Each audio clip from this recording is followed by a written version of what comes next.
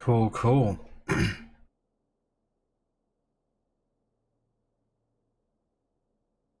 All right. So I am live, I guess. Let's see here.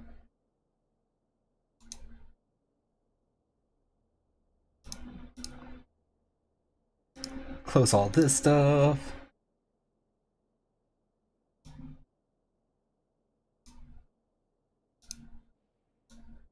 Move this over.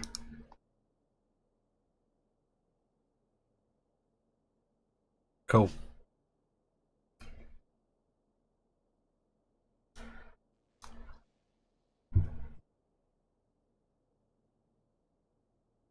Okay, everything looks all right. Let me just test over here.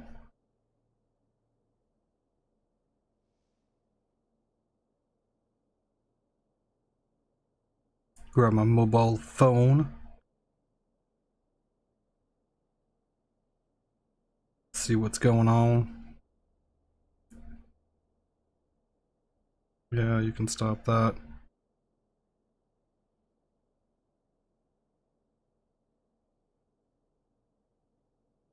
Grab my mobile phone. Okay.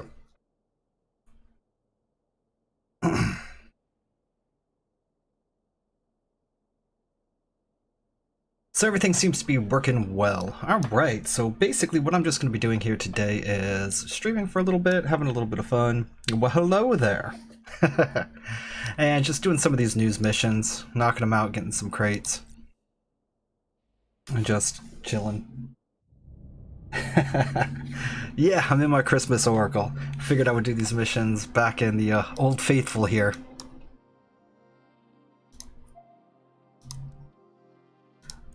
Cosmic Anomaly. Where was I? Okay. Cool. Hey, how's it going? Yeah, I know I don't stream very often. I was trying to do Saturday live streams live every weekend, but I get my daughter on the weekends too, so I've had her, and this is the first weekend that I have not had her. So it's been kind of hard for me to actually get up here and stream. But I'm here today. I don't remember where I came from. Since I don't remember where I came from, I'm just gonna turn around. Let's go that way.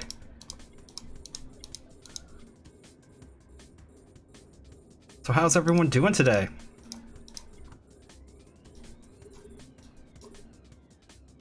I haven't used my Oracle in a while.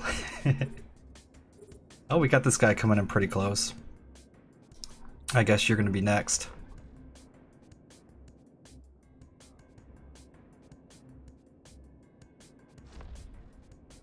Come. 57. Let's activate the micro warp drive. Get away from this guy a little bit.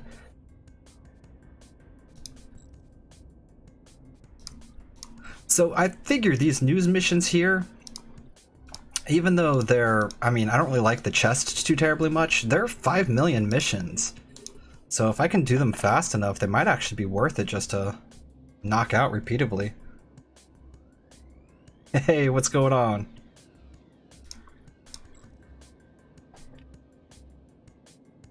Yeah, it feels nice to be streaming again. I don't do it too often.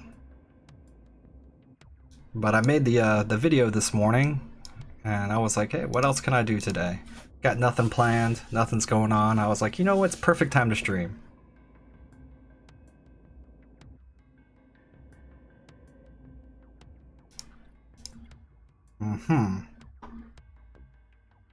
Yeah, these rally member guys, sometimes they have cannons that can hit me from way the heck out. I don't like it when I'm getting shot.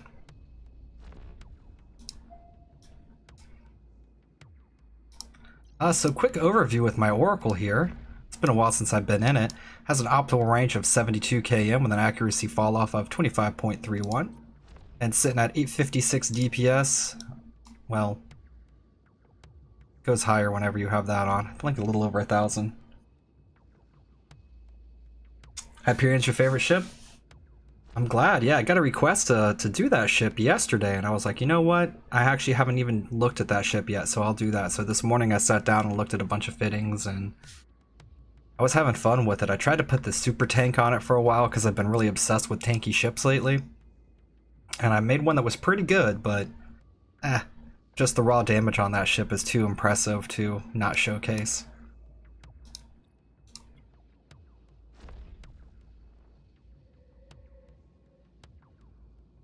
So I was actually thinking about logging in my alt account too and bringing my Cinnaball out here to speed this up.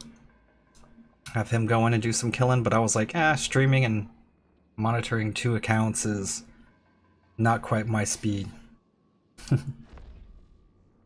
But yeah, I am excited. I already purchased my rigs for my Apocalypse. And so I have the combat rigs already. I gotta buy some engineering rigs still. Once I get the engineering rigs, it'll just be a matter of picking up the ship. And then I'll be on my Apocalypses very soon, actually. Where am I sitting at? It's the wrong place to go. Wrong place to go. Yeah, you, first off, fly that way. I think it's like 8 days. Yeah, 7 days, 8 hours. Not long.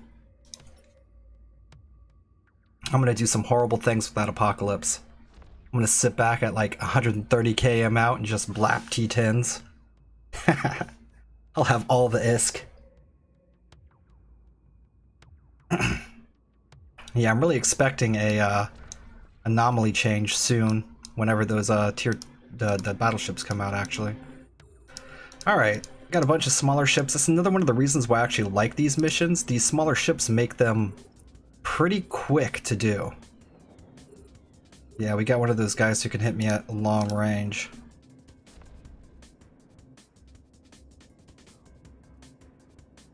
If you multi-box with the Phantasm and Cinnaball, you'll do some story missions so fast. I think like 30 minutes for T8s. Wow. Yeah, let's blow you up. Yeah, I got both of those, so hopefully I'll be able to do that soon.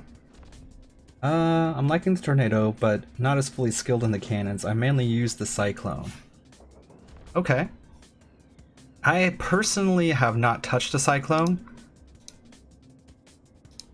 That's the one with the missiles who gets the bonus to the, what is it, the, basically it makes it apply the damage better. I can't remember which one it is.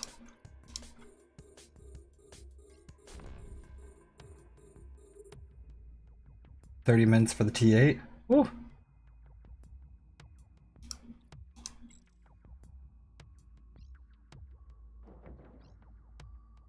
Yeah, my Cinnaball doesn't quite have the skills yet, though. I've been actually playing around doing the news missions with both of those ships. And I'm not that good at it yet. 95 km, ugh. What am I gonna do here? This guy has the range advantage on me.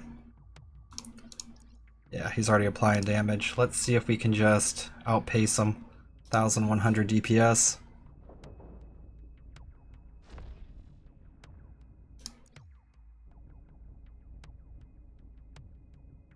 I think this one ship here is the problem. After this, I think we're scot-free. I don't think that there's, in the third wave, that there's any of these guys with the long range.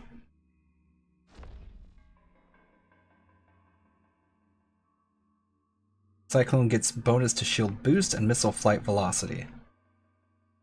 That's just the flight velocity? Huh.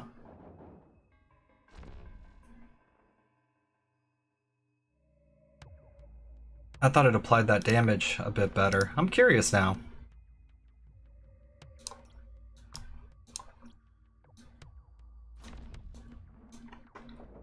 Flight velocity, activation time, explosion velocity as well. There it is. So it's going to be better using torpedoes and the larger missiles also, because it's going to apply that damage better. And fire them faster. So it'll be good versus, much better versus smaller ships than something like the Drake in the same tier. Close range brawler cyclone. Even without full skills, the tornado still hits well at 100 km. Yeah, tornado does work.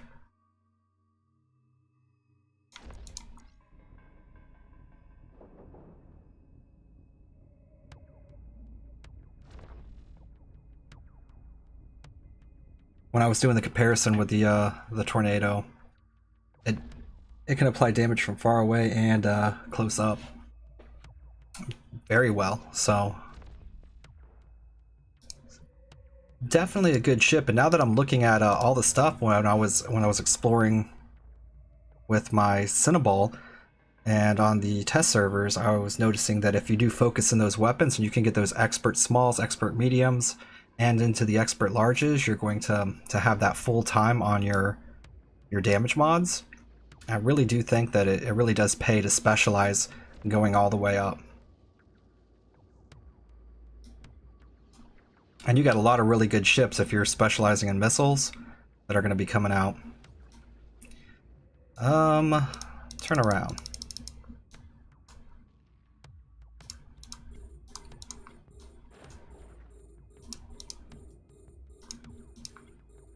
Okay. Goodbye. I do like the brawler fits though. Brawler fits are fun. Way more interactive. Like I said, I am going to go up and with my ult, he's going to basically get all the cannon skills and end up in a Macarial. Yeah, it's pretty nuts.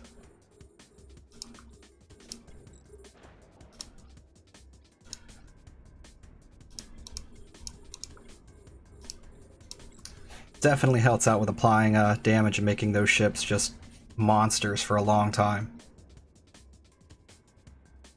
However, it does kind of take away from the fun of the game, in my opinion, because it kind of pigeonholes you into one line of ships. So one of the really fun parts about this game is being able to play with a lot of different ships.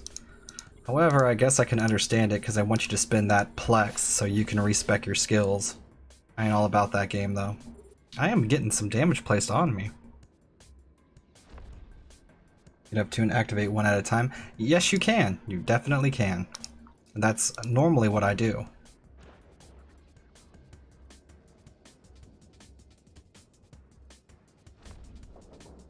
Bellicoast.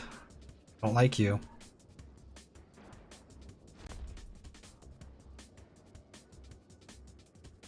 Don't want you guys taking me into my armor. Okay.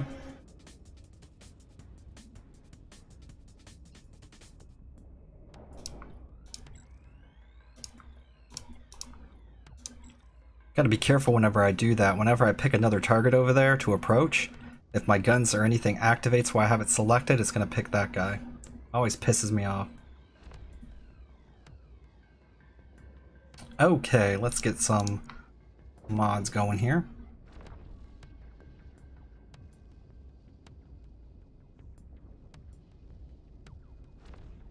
But yeah, Cyclone, for me it was a toss-up between the Cyclone and the Drake, and I did choose the Drake, and I was not very happy with the Drake. I still have my Drake, and I like it. It does some impressive damage, like numbers on the screen, but for the survivability and ability just to do stuff, I wasn't having a good time with it. It just didn't fit what I liked to do. I put a lot of money into that Drake too.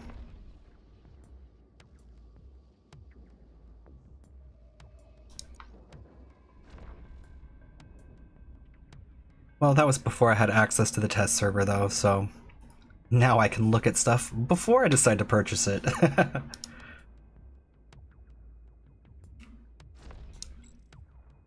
Okay, so I was wrong. I guess these guys do come with a random assortment of weapons, because last time I did this guy here, he wasn't able to shoot me. Once I cleared that middle wave, it was all easy peasy.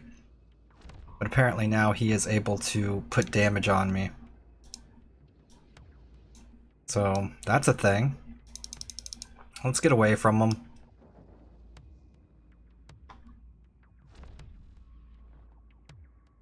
It's not like I'm in any danger, I just, you know, don't like to activate my group armor reppers if I don't have to. That uses fuel.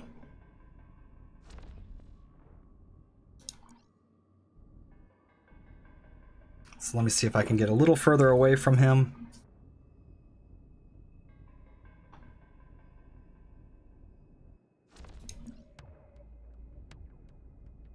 Okay. Think we'll be okay-ish here.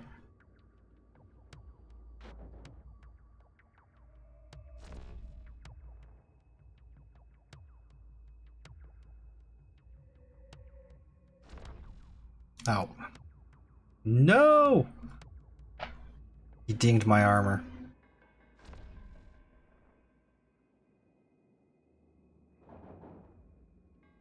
This paint job, man. He's not respecting the paint job.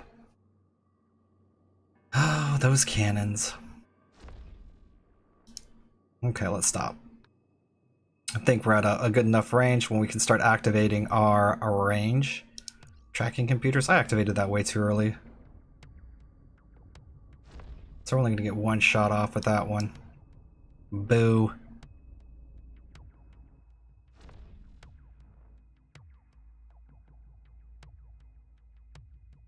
Okay.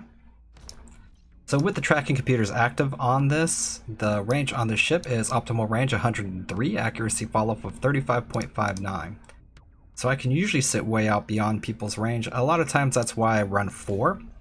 But I figured for these news missions I could get away with running the damage mod, and it would help speed things up.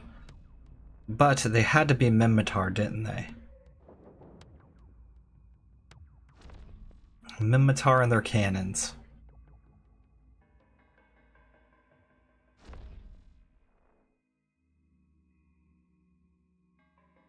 Well, joke's on them. I'm not going to replace that or repair that little sliver of armor. I'm going to wait for more damage.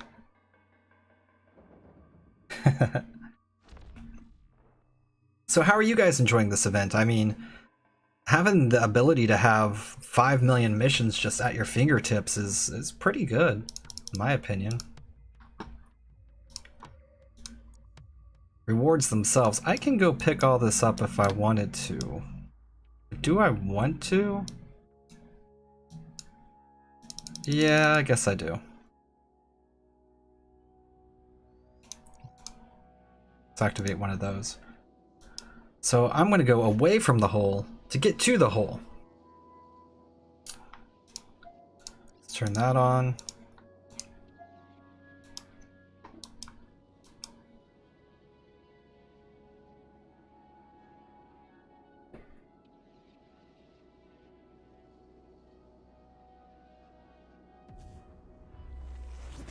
Okay.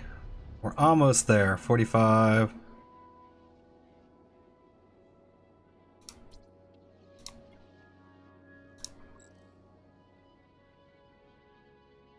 Bad. 100 plex to get a chance at something good.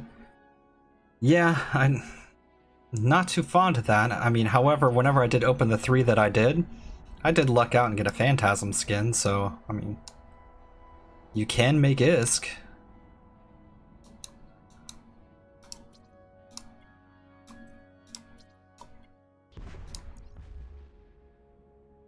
But I also watched BAKD's video today, and he forced open 20 of them. Poor guy, didn't get nothing. Not one permanent skin.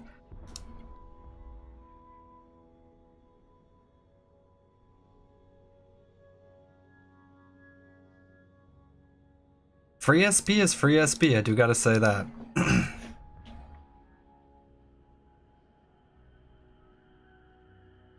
The rare news missions seem to be dropping more at the moment. I haven't noticed that, actually.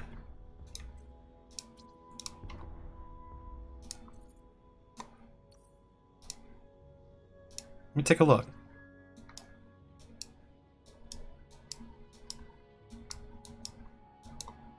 Nah. Still for the most part crap.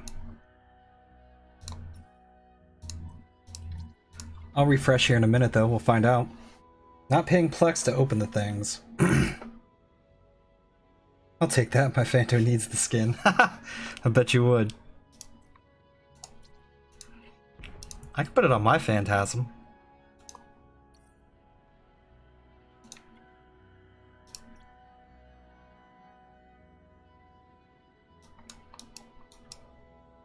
There he is.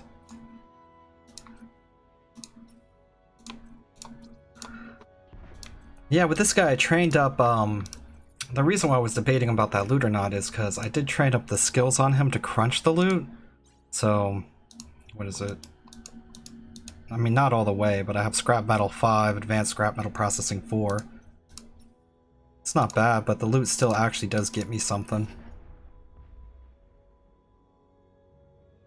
You bought the last of the precious Halloween event boxes? Yeah, those were good event boxes.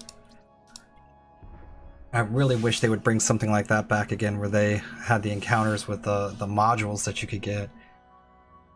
Is there any other way to get those Haley target painters than out of the Halloween boxes? Did they actually put those in on the reward chests? I don't know, I haven't opened a reward chest for forever, but I never see those Haley target painters on the market, ever.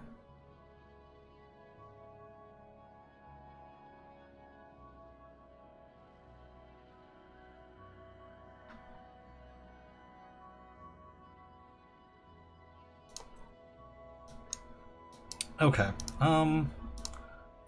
let's head back to shop.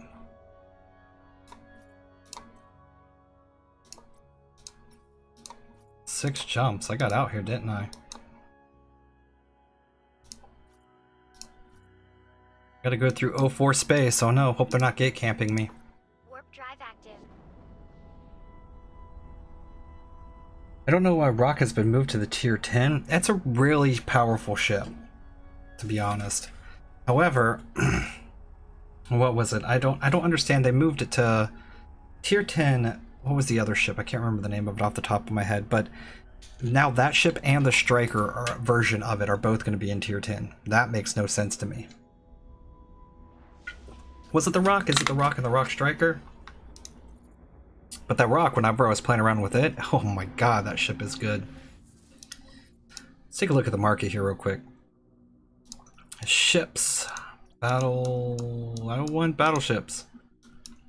Warp drive active.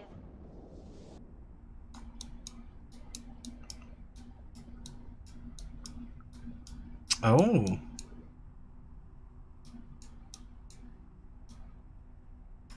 Yeah.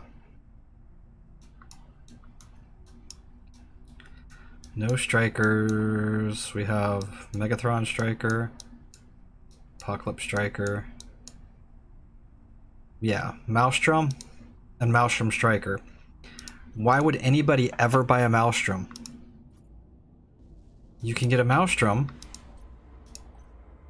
or you can get the Maelstrom Striker.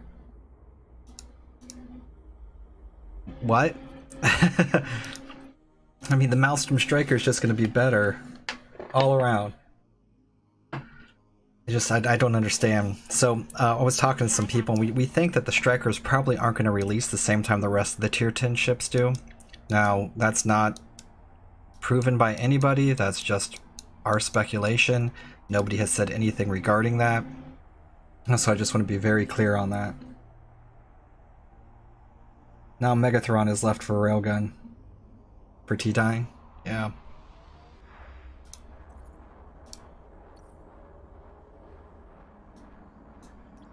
We got a long way. We can continue to look at some ships here.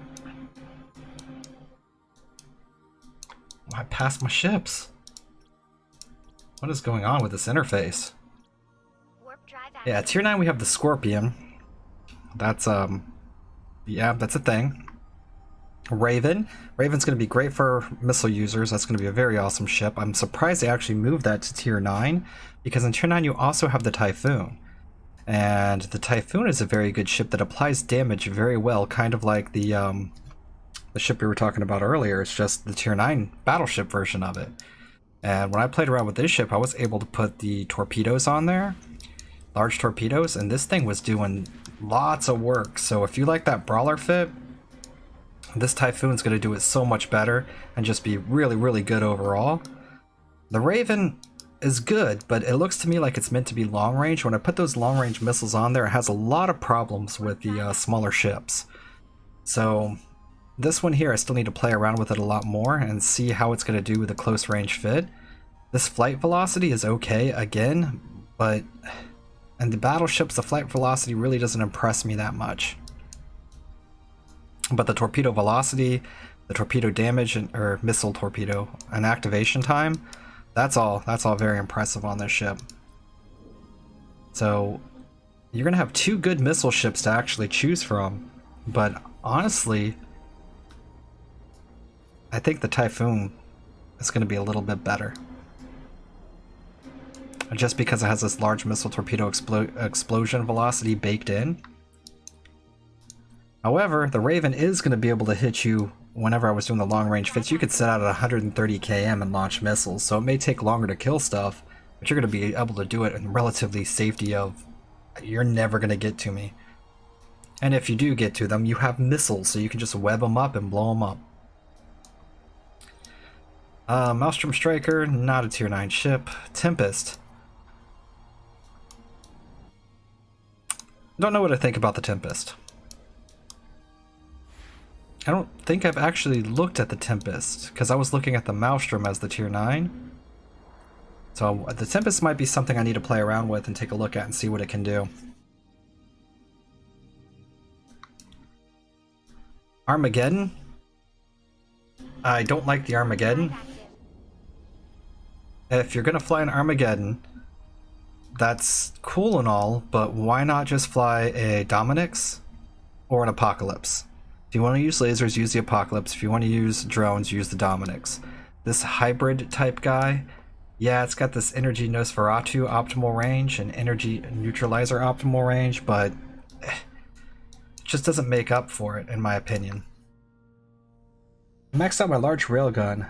I thought I could go from rock, but the last update actually canceled that plan. So now I'm going for the Brawling Megathron. Brawling Megathron was really good too. I did the fit on that. This thing is nice. Like, that's a real nice ship. This inertia modifier that it has on there baked in, that's actually really good and helps this thing brawl very well. The activation time and tracking speed also allow it to use those railguns, the snub nose, very, very effectively. I liked the way this ship turned out when I was playing around with it on the test server. It was very strong. Yeah, Dominix is gonna be top tier. Megathron is gonna be top tier. Apocalypse, I don't know if it's gonna be top tier, but it's definitely gonna be the ship that I'm using. I'm gonna have so much fun with this thing. It's gonna have so much range.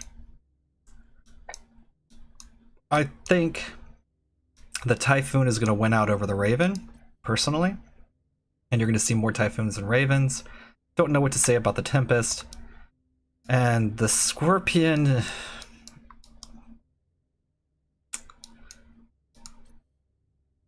I don't know what to say about the Scorpion. I really don't. It's an interesting ship, but... now I'm worried with the prices. Oof. Yeah, that's one of the things that I did. I have them here. Where did I buy them at? I think they might have ended up in Jeddah. I bought them when I was away. So I was worried that the prices of rigs are going to go through the roof, so I went ahead and bought my tier 3 rigs right now, like ahead of time. So I was like, I'm going to have those sitting there ready to go, so I don't have to worry about that part. Engineering rigs are already just through the roof, and I honestly don't know which engineering rigs I want to use on the ship yet. Alright, what do we pull? Hello! Alright, mining safety, pacifying workers, blah blah blah. Love triangle, I hate this one. This one takes forever to do. Stop giving me that one. Sabotage, the Guardian's Gala, I like that one. Hunter's Trap, I like that one. Did I get any really good missions though? Nope, doesn't look that way. Where's this gonna take me? Jan? Okay.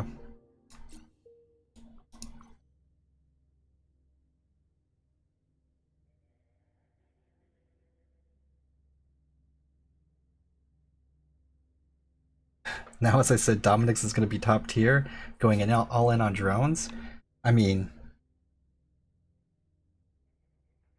what ship am I talking about for my engineering rigs?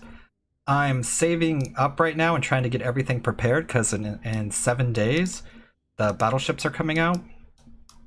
So I'm going to be picking me up an Apocalypse if I can. I gotta get somebody to make it for me. Once I get the Apocalypse in there, I've got my laser rigs on it already, pre-purchased. As far as the engineering rigs, I don't know what I'm going to put on it yet, because I plan on doing the extreme range fit with it. So I'll be kiting and then way the heck out there. And for that, probably just some cap things, because one of the things I know I'm going to have a problem with this ship is I don't have the skills for it yet. So even though I have the laser skills in a decent spot, so my advanced large laser operation is going to be 5. I'm going to have advantage there, being able to take advantage of the skill bonus that it gives me, all the way maxed out. And this is finishing in 4 days. And then I'm going to be going into some of the expert skills here, the expert large laser operations. But I don't have any battleship skills, so I'm starting to train those up. And because I don't have the battleship engineering, which is on the list there, I'm getting that battleship engineering, I may have some power grid issues. So I'm going to try to figure out, and without actually testing, I don't really know. 2 CCCs and 1 semi? Yeah, that's what I was thinking too. Those are expensive though. God, are they expensive.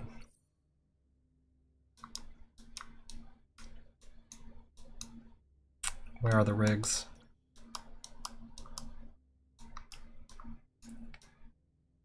What the heck am I doing? Why am I under high slots?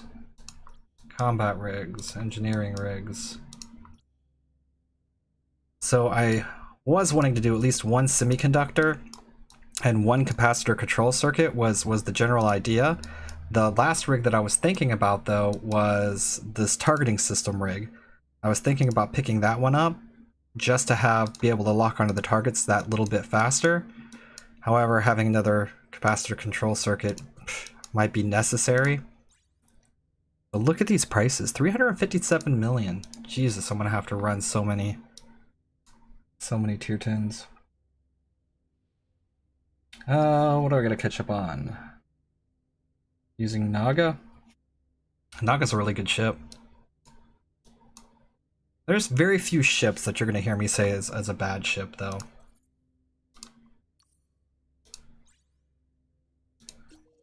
I really do think that most ships can be used effectively. The one ship that I really don't like is the Drake. I'm just not happy with my Drake.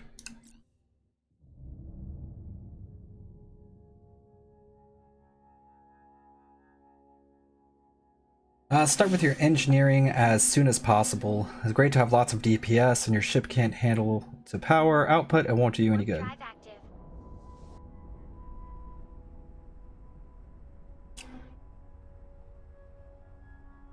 Yeah, I mean, if you want to. I'm just out here doing these. I mean, they're not that difficult.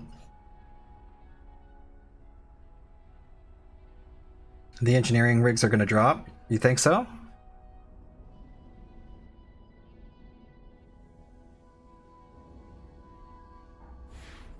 See, I was expecting the price of all the rigs to actually skyrocket when those tier 9 come out, because everyone's going to be trying to buy them to fit out their battleships. And other tier 9 ships that come out. So I was really leery about, I'm looking at those and going, man, if I buy those, I'll be okay and ahead of the game. However, I only have 962 million on me right now. So I can barely afford my battleship. I don't even know how much they're going to cost. What? People say Drake is good. I'm just saying. Drake may be good, but I have found it far easier to do all the missions and everything and stuff that is not the Drake. The Drake just, it might not mesh with the way that I play. It's just, I have tons of power grid problems with it. I use a cap battery on mine. I kind of have to use the cap battery on mine. I had lots of issues with it. It does do a lot of damage, don't get me wrong. I like the damage output that it has, but poof.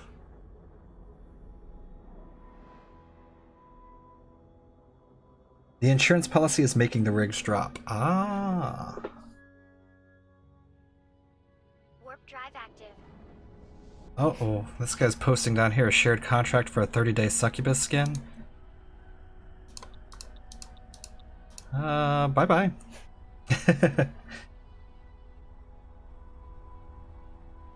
Okay.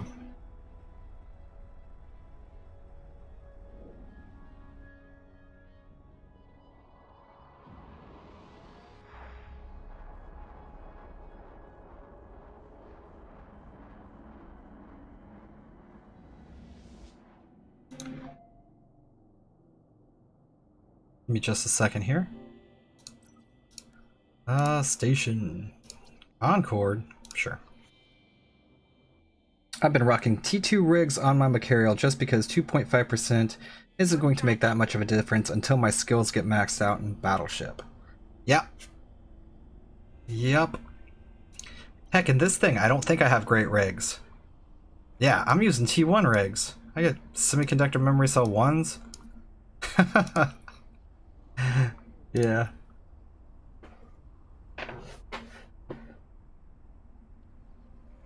Could a Drake at least do a tier 8 solo? I've never tried, to be honest. I was so disappointed. Well, maybe I did try. I forget what mission I did with it. The answer is it was able to do the missions that I did, but I had to warp out because I was having capacitor issues. So that's when I actually changed up everything to have, it was a while ago when I was using the Drake. I don't know if it's been changed, honestly. I was having to warp out, so because I was running out of capacitor, so I went and swapped out and put a capacitor battery on it. I think it would be able to do T8s, but it just seems like so much of a hassle. All right, let's see here. How do I do this? I don't group very often, so fleet. Create fleet. Doom Piggy's fleet.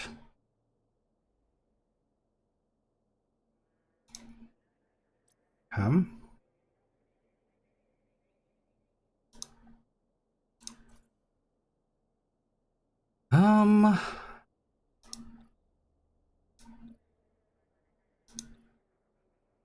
don't know how to do a manual search.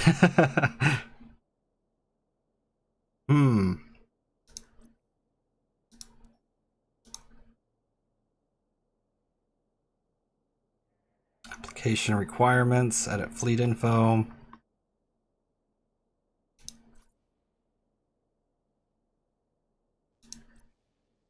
This is what happens when a solo player tries to fleet up. Normally whenever I fleet my other character, it's just right here next to me. Invite to squad. Okay. Let's do this. Maybe it'll let me do it this way.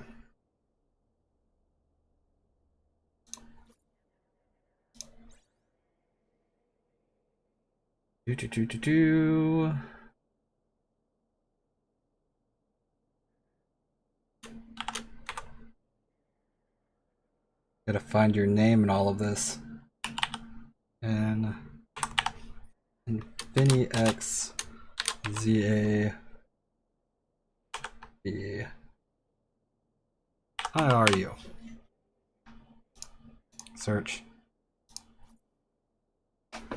Okie dokie. Try to check the guest in the stations. Okay.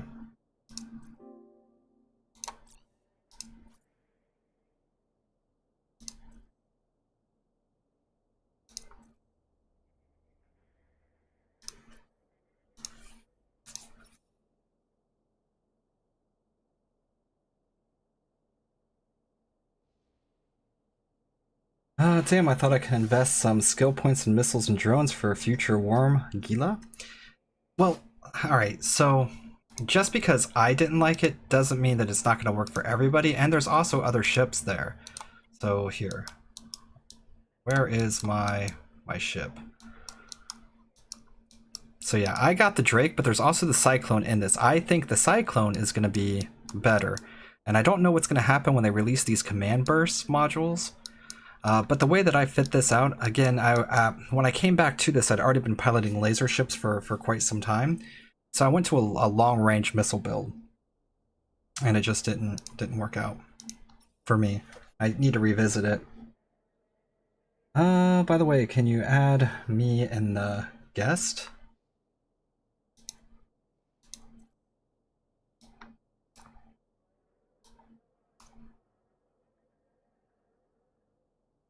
Do.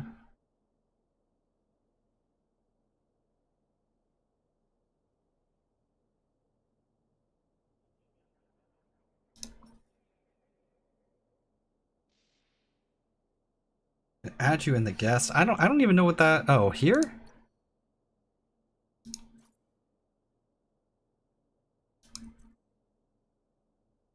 I thought I squatted you up already. Oh, you're automatically rejecting my fleet invitation. You probably have it set up on your settings to auto reject fleet invitations. I'm saying stuff like I know. I don't fleet very often.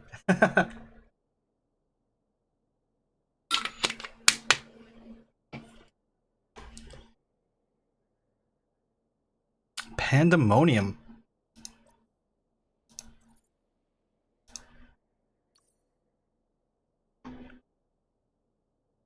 Yay! Who is all in our alliance? Yeah, we got some peeps here.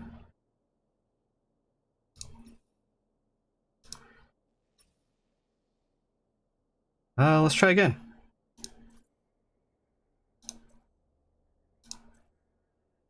Yeah, still rejected, man. Nope. There we go.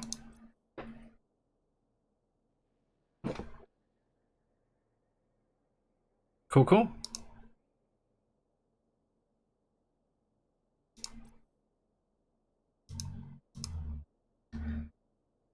So, are you already out here where I'm at? I'm in Lone Trek. Very dangerous place to be, I guess. There's only 18 people here, though. Yeah, you're here. I'm gonna go ahead and undock.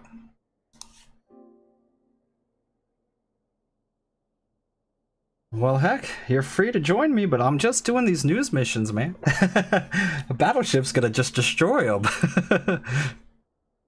But I am always willing to hang out with anybody. That sounds like fun. No, obviously I want to buy insurance. Yeah, what's your in-game name? I'll send you a fleet request.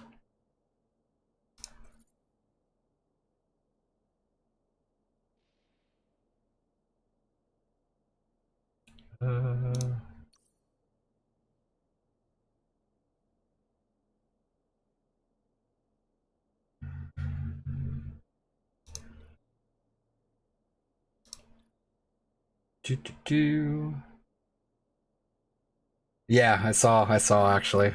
I was asking the question before I looked. I mean, heck, like I said, anyone's willing to come, you just gotta be careful. I mean, it's a rifter. I don't think any of us are Logi ships or anything like that, so if you get webbed and popped, I mean, that's on you.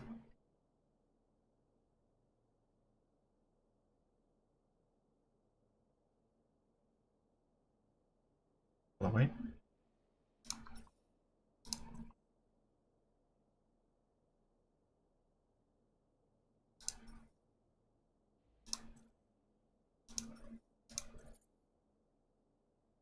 Let's see, what can I do? What can I do? Contacts. Guess that's where I need to go. No, I wanted to add a contact. Here. Oh man, I need more coffee.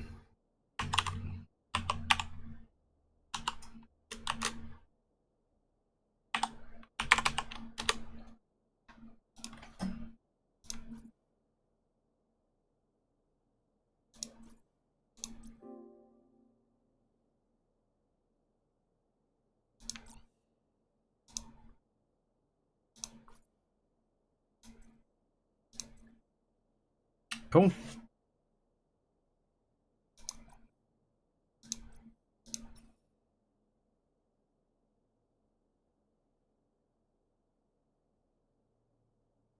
I don't know how far away you are from Lone Trek, but we're sitting here. This is just the first mission, too. I'll pick up more. And if you guys want to pick up some of these, and we can do them for everyone as well.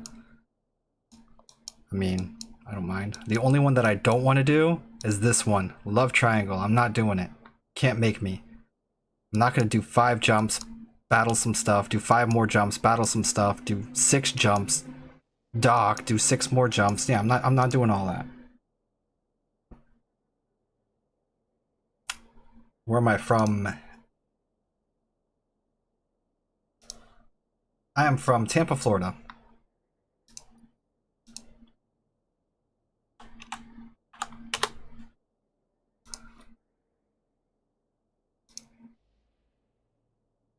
Yeah, I hate Love Triangle.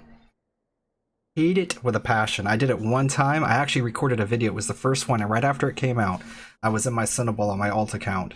And I was like, let me go ahead and do this mission to make a video for these. Did it.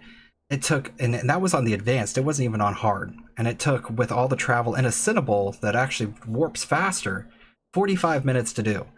It was stupid. I'm like, I'm not even posting that. 45 minutes of travel.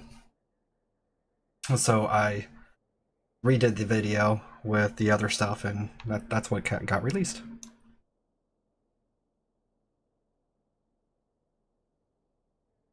So how far away are you?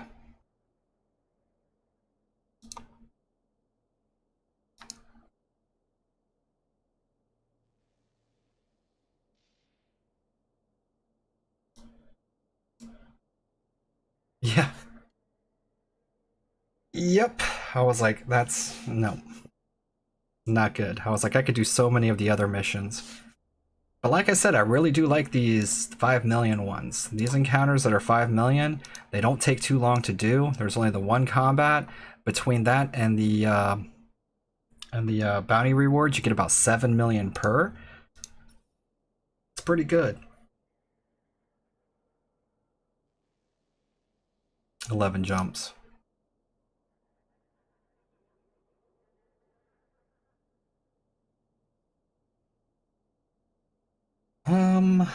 Miller one, you haven't even started doing any of them yet. Is it okay to solo them? I guess it depends on what you're flying. So the one thing that I have noticed is whenever you do these, there are going to be a lot of smaller ships. So there's like one battleship, a battle cruiser, and a bunch of tiny ships. So if you fly something that brawls using like large weaponry, you might have a little bit of issues blowing up all the small ships.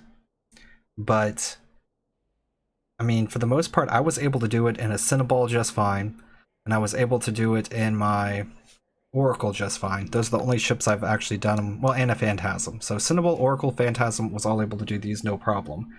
But take that answer kind of with a grain of salt with what you fly. When Devs was making this event, they were like, let's add something to piss people off. Yeah, that's basically what I was saying. I don't know if you did the same one that I did. The one that I hate is, where is it? I pull it almost every time. Love Triangle. Stay away from this one. This one just takes the better part of a century to do, no matter what you're in, and it's not worth it. Whenever you can pull something like this one here, and it's the same reward, 5 million, you still get the chest, you have one encounter, it's usually like maybe 2 to 3 jumps away from where you're at, and you're good to go. Making 5 million on a quick mission like this, that's good. Now the event itself, I'm not a big fan of the entire event as a whole, but I am going to take advantage of these 5 million news missions, that's for sure. And what do you mean, I can jump in, destroy 3 waves, make 5 million, and it's easy waves with no chance of like elites or really any danger? Alright, count me in. With the bounties again, like I said, it was a little over 7 million. Here, I can actually show you guys. Wait, not in encounters. Oh. Not market, Jesus. Yeah, so 2.715 million is what I made off of the bounty rewards. So you're making 7 million, let's just say 7,650,000 or 640,000 after taxes, depending on what your corp taxes are. Let's take a look at your fittings on your material.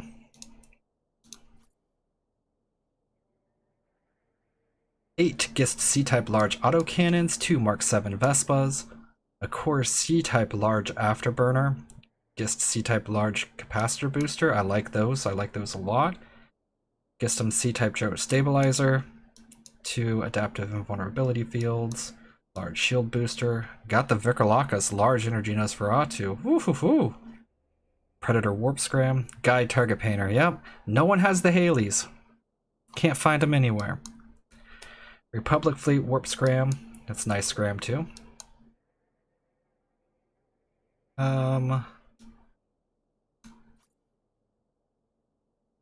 That's nice. Really? Capacitor? Huh, that's interesting.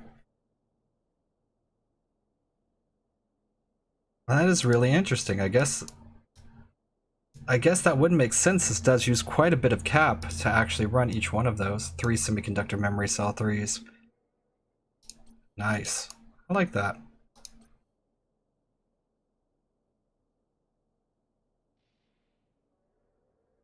Sorry about all the clicking. I know it comes through on my microphone. You see, my setup here is very strange. I got the table mic, and I was used to using just a headset mic before that. And for some reason, the table mic picks up all of my clicking, and I haven't been able to drown it out in the background. So, sorry. What ship is best to do those encounters? On a Nightmare Mihor. What ship is best to do the encounters? I don't know what you have. The reason why I'm actually not using my succubus out here. Tell me here if you want to. Yeah, I was waiting for him to arrive. I'm sorry, I'm doing 2 different things at once. So, I like the long range because I can blap them out there, like by far, and not have to even worry about it for these missions. But I use that level 3 safeguard rig on my Moa Guardian. Nice.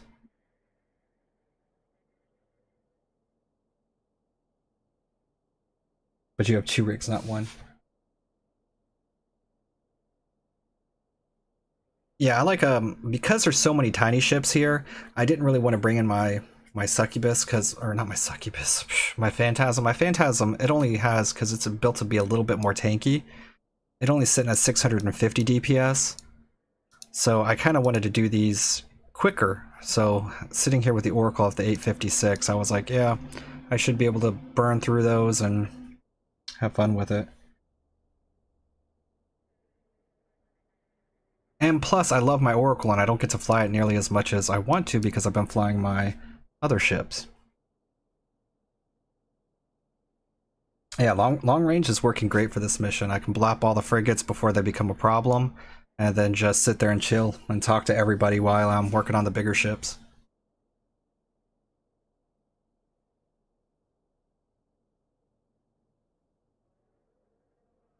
My cap won't be stable for a long time, so those rigs being super cheap gives me like an hour of cap use. That's nice.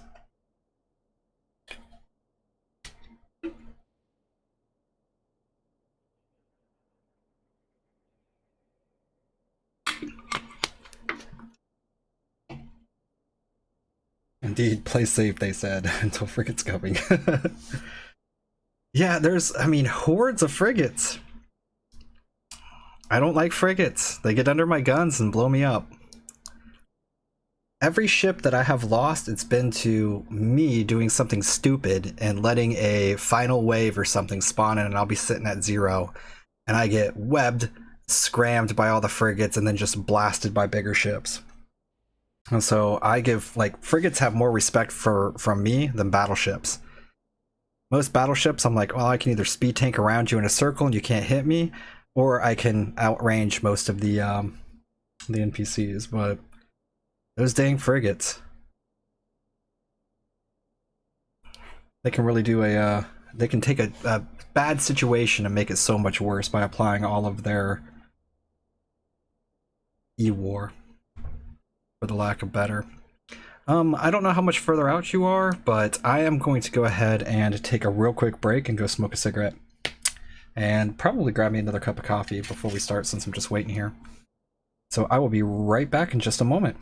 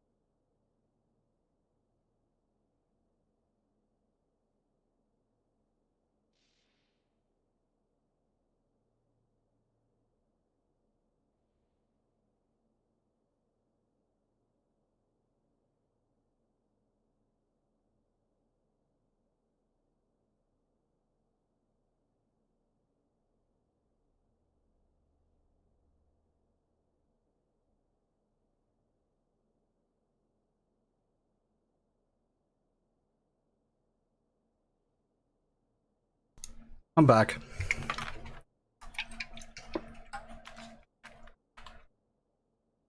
Yeah, I know, I inhale my cigarettes.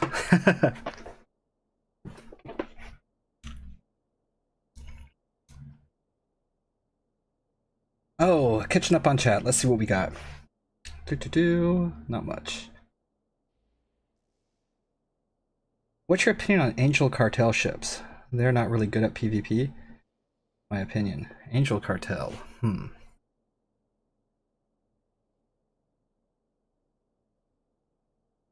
Are you referring to...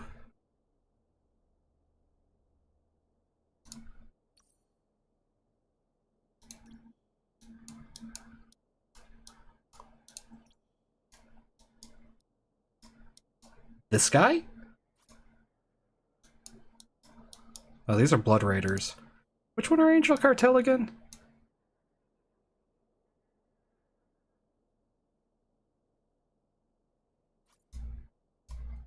These guys, right? Carriel's Angel Cartel? Hold on. Right. As a frigate main, the balance is a bit off in these Valentine's missions. So wanted to let you know because of your video, in a few days I'm away from getting my Balgorn. Waiting for my indie guy to contract me. Well, I'm so happy for you. The Balgorn is a beast of a ship. You're gonna have so much fun in that thing. I like it. I think so far that killed me is the small ships, not really the big ships. Yeah, small ships, they're the devil.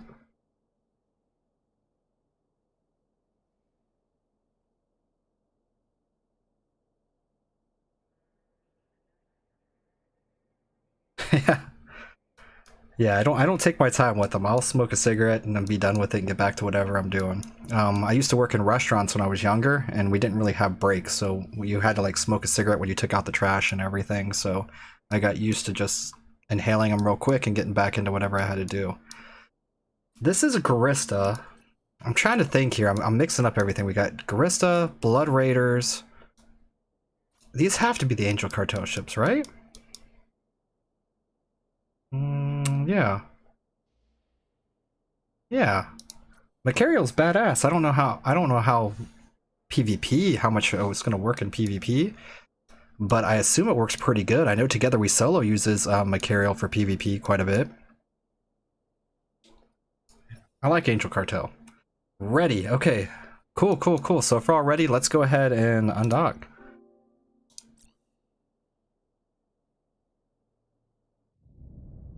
I have my Dramiel as well, so my other guy has a maxed out Dramiel. Hey guys. Okay, so I guess what I can do here is I do the Cosmic Anomaly, Sabotage, Fleet Command, Warp Fleet, and we're gonna come in way out here. Hopefully that worked. Warp drive active.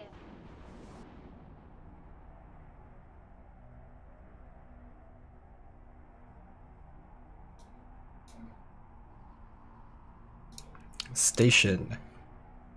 Alright, Concord is my station for I need to move away. Yep, Dramiel, Cinnabella Mac are the Angel Cartel. Yep, yep. And I think they are all pretty good ships, in my opinion. I like them. One of the things I really like about those ships is the fact that they do have the warp speed bonus, so they can get around.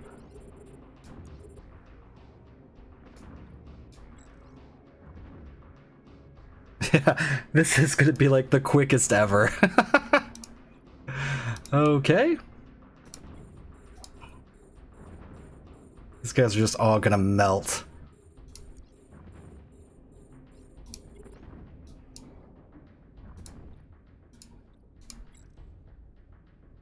Well,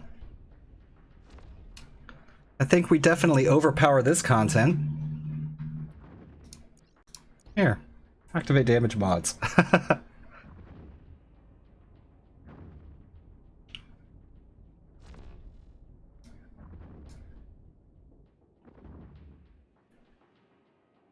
One shot. Yeah, I really like the Angel Cartel ships for getting around. One of the reasons why I chose that for my ult is because my ult I really want to do a lot more PvP and a lot more traveling around and using cannons. Cannons are just really good in my opinion, especially for PvP aspect. You need to get a bit closer to your brawler setup. Ah, okay, I'm sorry about that.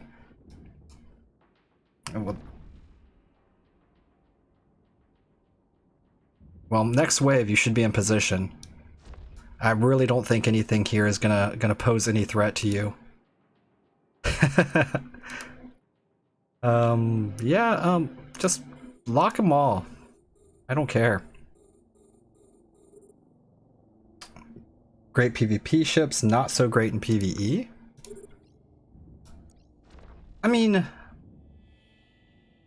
not the best in PvP. Other ships definitely are better. Or I'm sorry, PvE.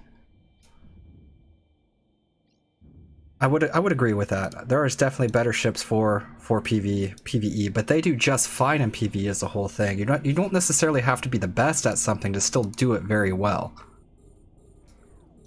And that's another thing that I try to instill in a lot of people. Just because you're not the best at it does not mean that it's not gonna work and be effective. And there's a huge difference between.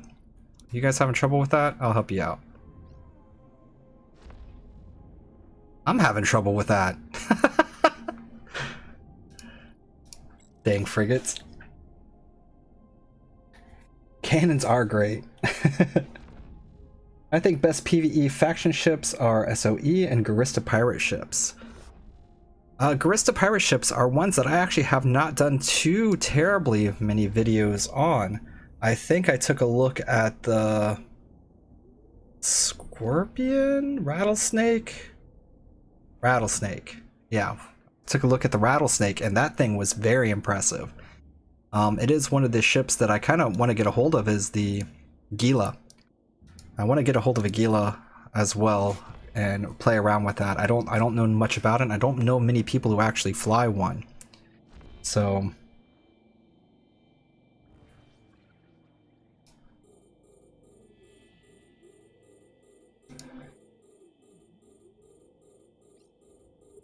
I can definitely say my knowledge of those ships is minimal at best.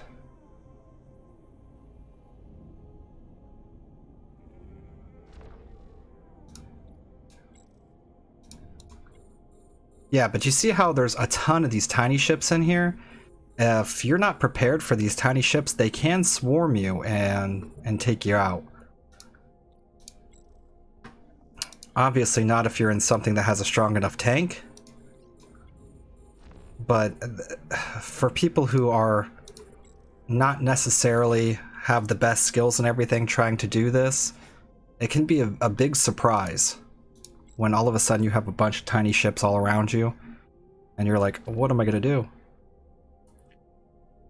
And these guys will target paint you, so even if you come in here with a frigate, I was thinking about bringing my Dramiel in here, but that actually kind of scared me too. Gila and Rattlesnake are great PvE ships. Do they do more of a well, I know the Rattlesnake itself didn't really speed tank with that one. Does the Gila speed tank at all?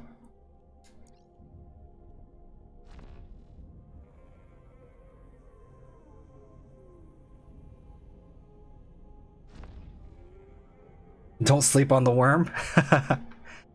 I think the Worm is going to be a real badass ship especially when faction drones come in play. That Worm is going to do some work. I imagine it already does some work. What are you doing? I said approach.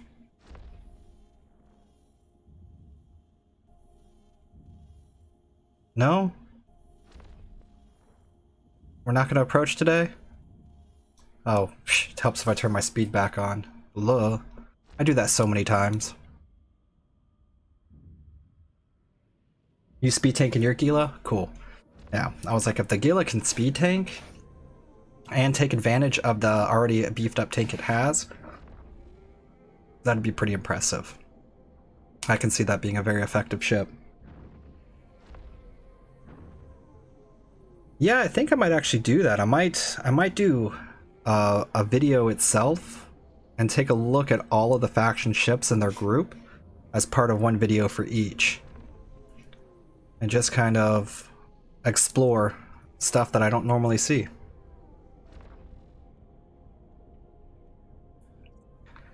Cool.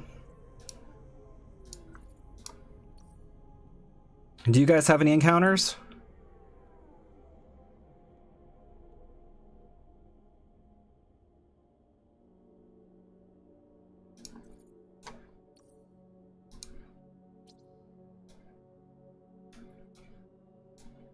No love triangle.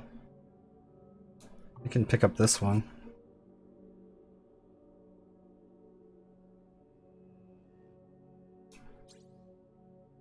This one is how many jumps away? 6. Blah. Does anybody got any closer encounters for the 5 millions?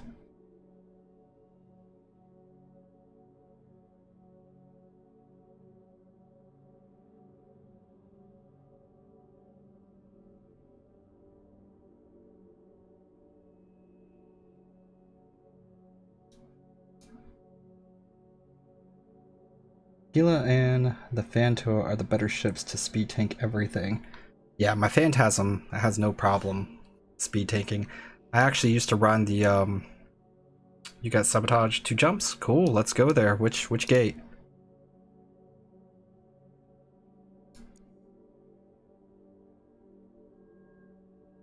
Do you have one at 0 jumps? Alright. Well, here, I believe what I can do is this.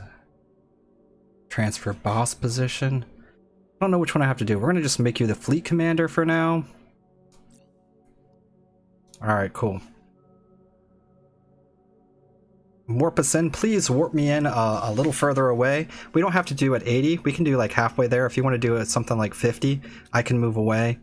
And then we're somewhere in the midpoint so he can get in close.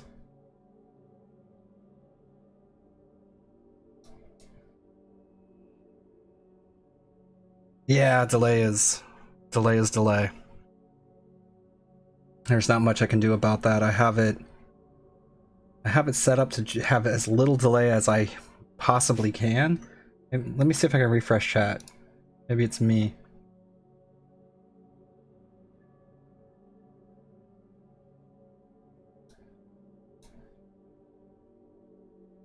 Yeah, I'm ready. Warp us.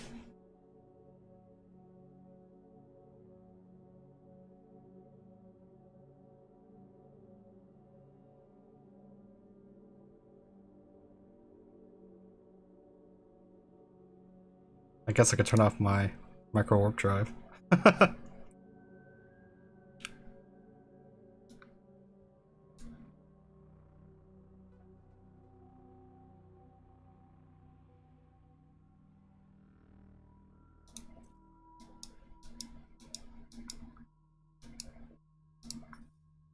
Oh, it's hell in here. Yeah, okay.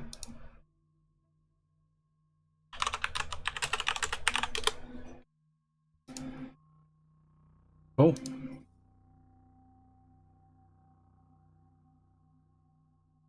Delay doesn't bother me. Hell on, your voice comes through. Hell on, your voice comms though. Yeah. Yes. What I should do is get into the Discord chat and keep the Discord chat muted. Ah. Oh man.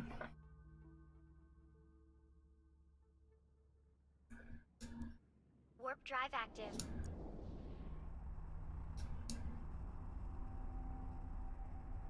Here, running Friends by Blood as we speak. There is nothing to it.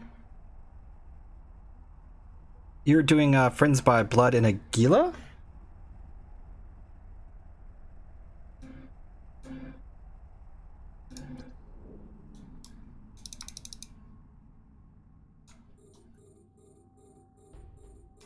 Is this gonna take me if I do approach here? Yeah, we're fine. Focus fire.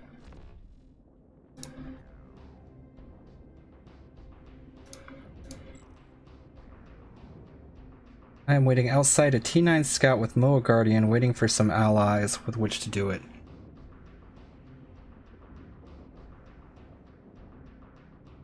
T9 scout. Wow.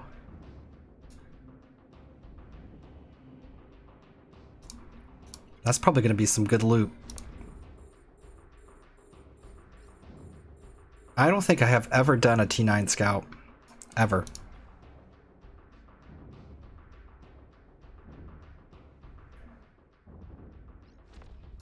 Actually, I'm going to switch over to the stabber.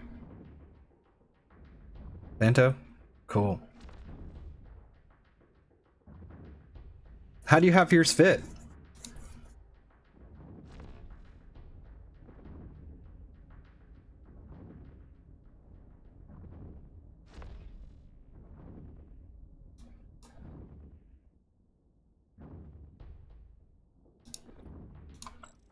This is just fun. Watching these ships just melt.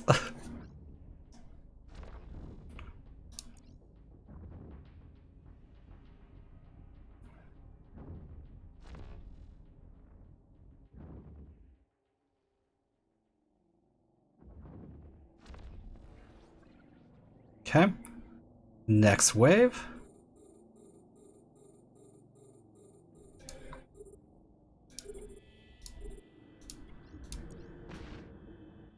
Hi, buddy. Bye.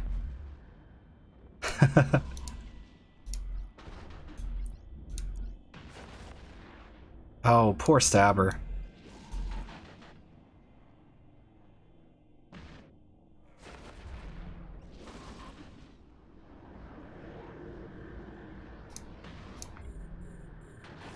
One red, one yellow. Afterburner. Heat sink. 2 predator. Large NOS.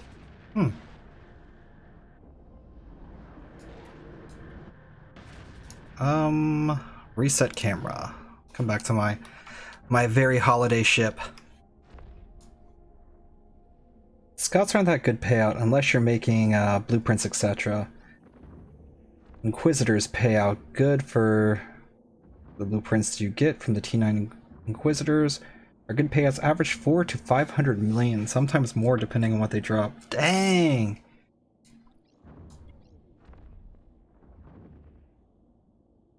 $800 to $3 billion for T10s? Woo!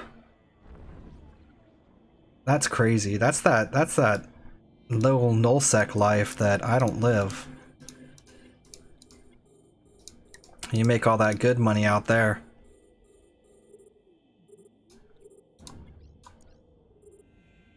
Well, I can't say I don't live low sec life. I go out to low sec quite a bit. But null sec I don't go to. 2 predator webs. Got it. Medium shield booster. Yeah, that actually makes quite a bit of sense, because I have a large shield booster on mine right now, and I don't think the large shield booster is actually necessary. You're speed tanking most of the time, so a lot of the damage that you're picking off is going to be ancillary damage. Just little nicks you take here and there.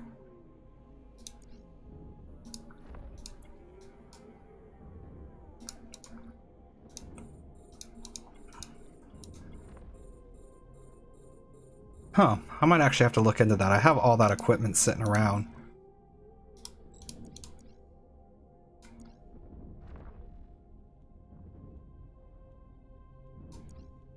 Okay. Bloodware inquiries. Yeah, knows what I'm talking about. Yeah, if out of those inquisitors, bleh. When you do those, do you actually get the faction debris as well for making the ships? Or do those faction debris only come out of the dead spaces?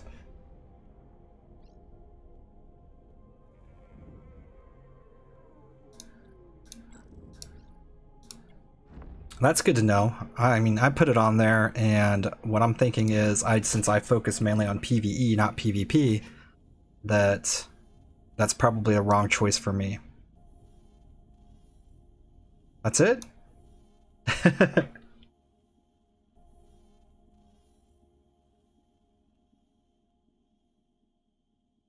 Only dead spaces. Got it.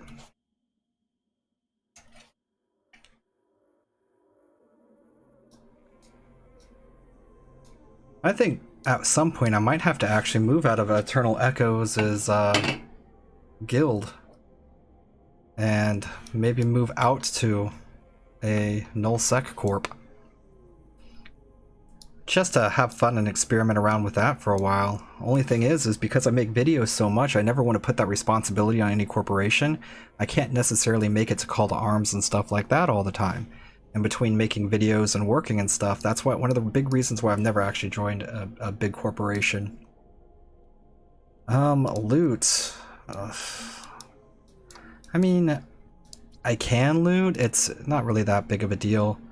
If we guys just want to move on to the next, really the boxes and the bounties are all I'm really after. Displace and Blood Raiders at the moment are 1.5 billion to 3.5 billion.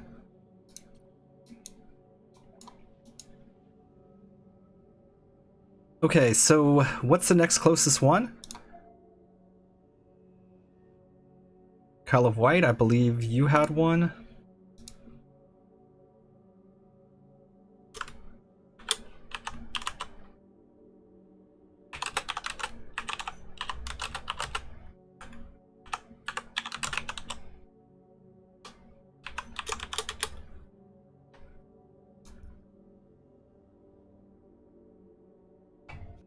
Yeah, I would love to do some Dead Space. I think what I want to actually try to do is, on the test server, I can populate dead spaces to test out.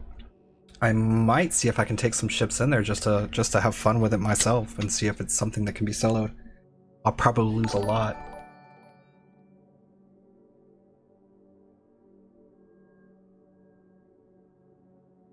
I just had a sound effect go off. I haven't used my Streamlabs in so long. I think that might be a new subscriber, so thank you.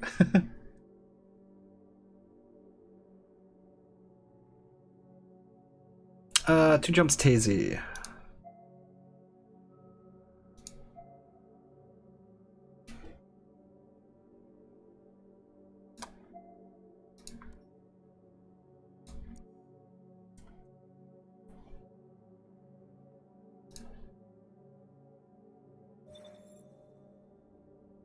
Okay.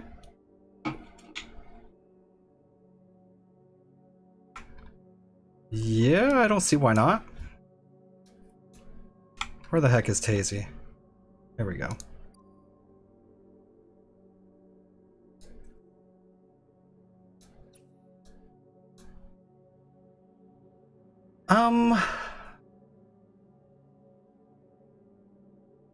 I don't know. Can we? Oh, I know what you can do. What you can do is you can put, do the fleet command to jump us to the gate. So we need to go to Navalva.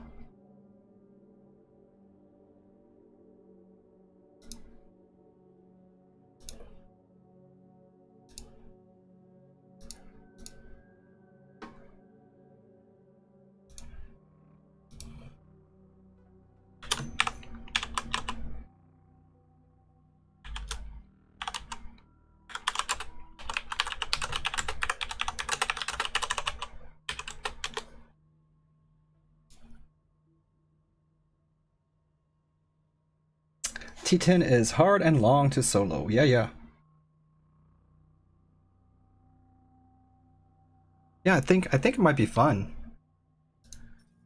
Doom. Oh, was I giving command? Oops. Oh, yes I was. Set as fleet commander. There you go.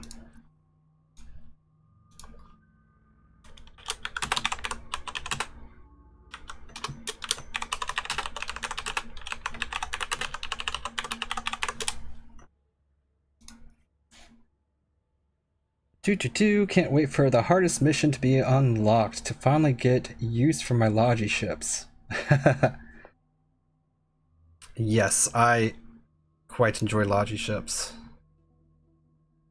I try not to open private chat messages on stream. So if you are in chat and tell me it's okay to open the private message, I will. But if you're not in chat and don't tell me to open that message, then it stays closed, unfortunately, until I'm done streaming. Because everyone's gonna see it, it's not technically a private message. Ah, crap! Ah, crap!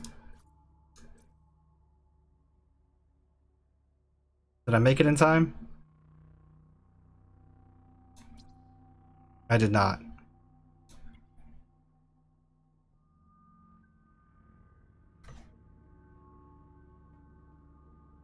Warp drive active.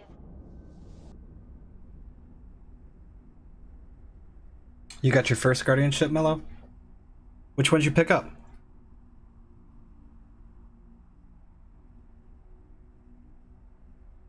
I was trying to look at the Guardian ships, but again, on the test server doing that solo, the Guardian ships don't really shine solo. It's really hard to do a video on those.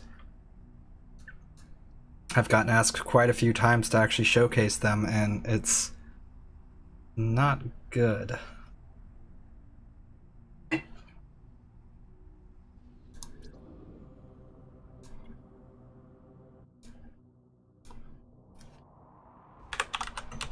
Missed the prompt by a hair.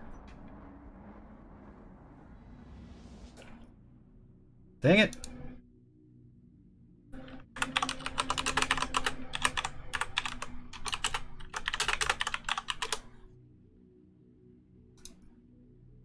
There we go.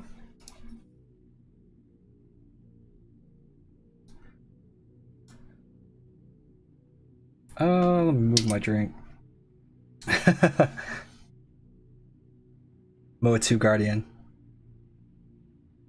Well, no, I didn't want to solo. Ah! What happened?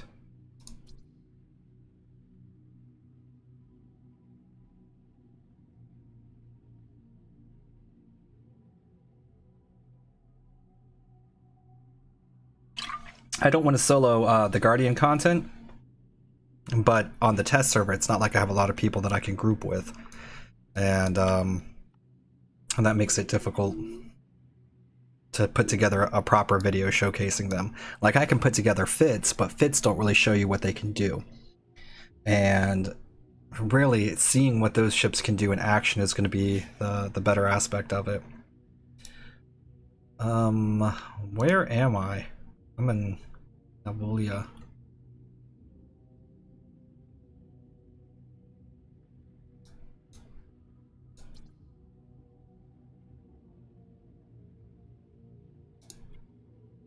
Oh well, I'm just gonna go ahead and go to Tazy.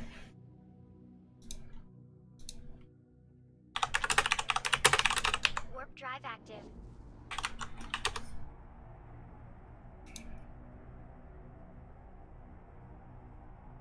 Moa 2 is nice.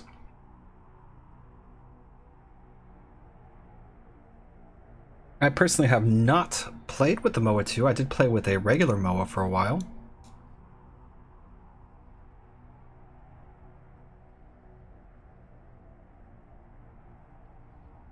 You want the Stratos when it comes out? Yeah, that Stratos is going to be tasty.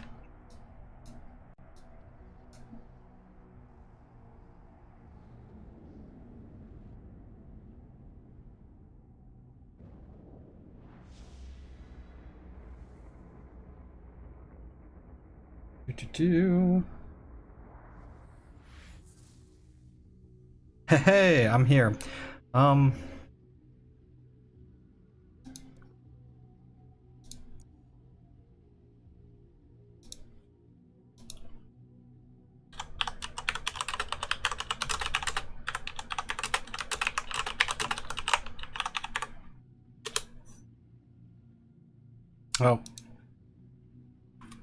Looks like Pickle is here.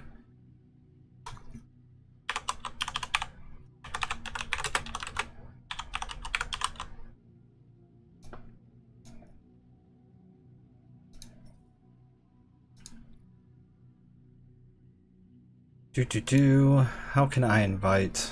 What do I do?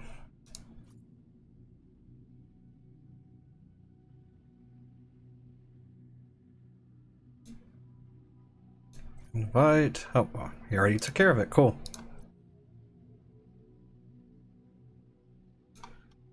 And a condor.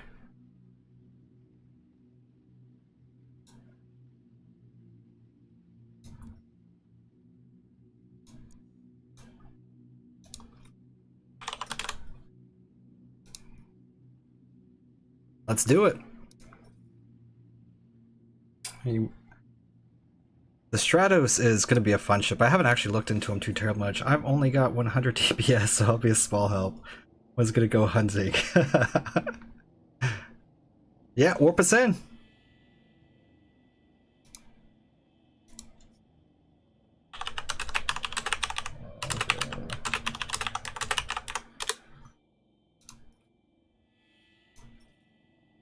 Warp drive active. This is so funny. We have a bunch of just crazy different ships going out here doing the event missions. Yes, it's definitely an in crazy stream. A Naga, an Oracle, a Macarial, and a Condor.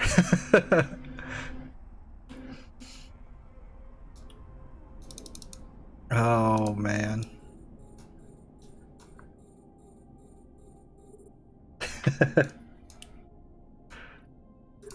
Let's take out this guy here. Work on these smaller ships. Actually, I don't need to move.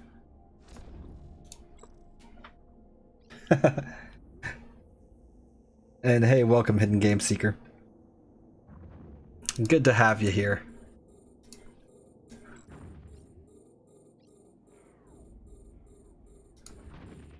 Yeah, we're just messing around.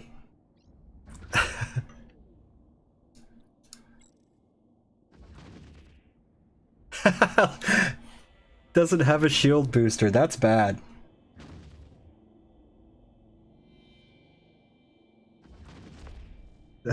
Crazy fleet comps is your favorite thing about this game.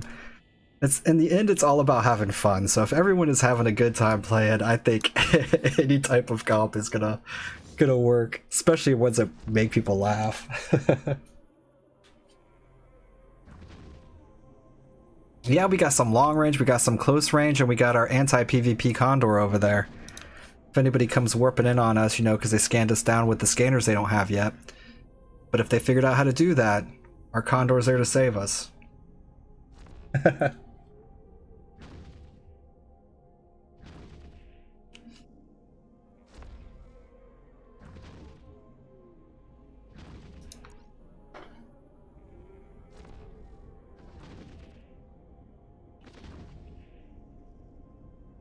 Yeah, we got all the distances pretty much covered here.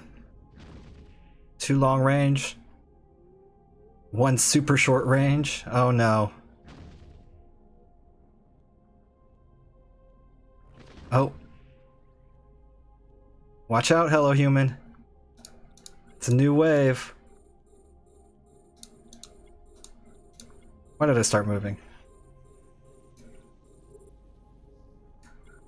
Bet a Condor Indy could solo a T10. Don't want to test it though. I might test it. So many PvP pirates waiting for a D-scan. I know, right? The Snipey Oracle will kill them all. This is starting to look like a hunting fleet.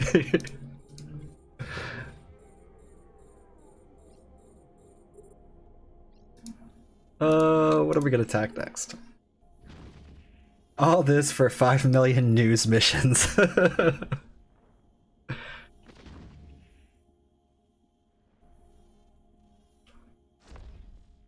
Okay, let's activate that. And damage. Snipey oracles.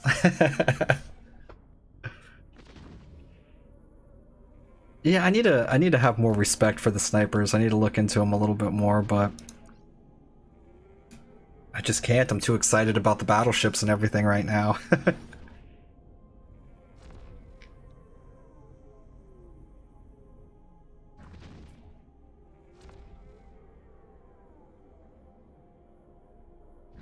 This guy's taking longer than I thought he would.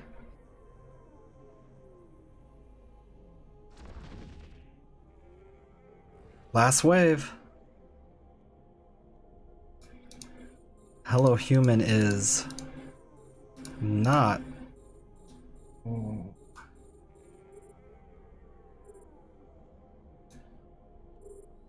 Okay, he's safe. I worry about his safety out there in that little frigate. Next. We can get the DPS down. Make sure our Condor buddy lives.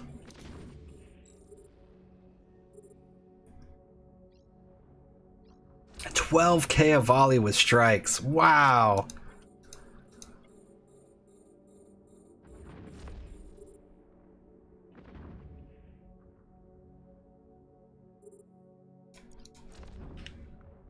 Okay.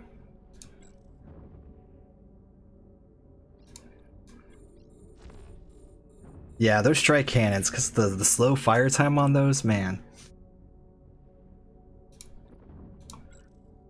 One of the things I actually want to do at some point is just put in all damage mods, like the damage increasing mods, not the, what is it? The cannon collision? No, cannon burst aerators? No, cannon collision accelerator. Cannon collision accelerator. I want to put 3 of those on a ship with those strike cannons to just beef it out for DPS and just see how much one volley, what's the highest damage we can get one volley to do. I think that'll be crazy. I mean, just for science, just to see what it is.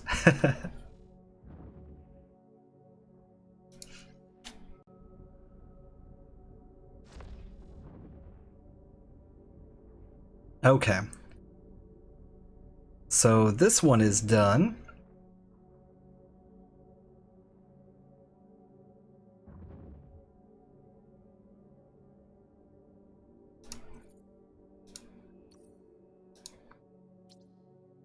Mine is 9 jumps away now.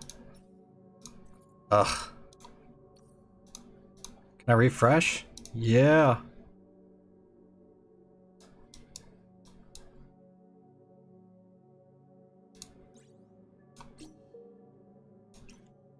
Let's drop this one.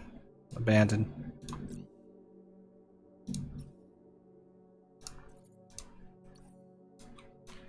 Hard. This one is 2 jumps. I had 2 collision and 1 burst for that? Okay. 1, 2 jumps. Oh.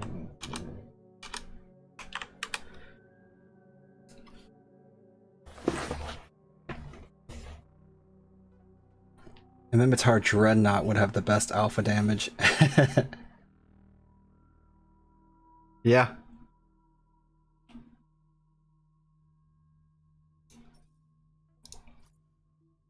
Pile, 1 jump. Infinity. Cool. Let's go.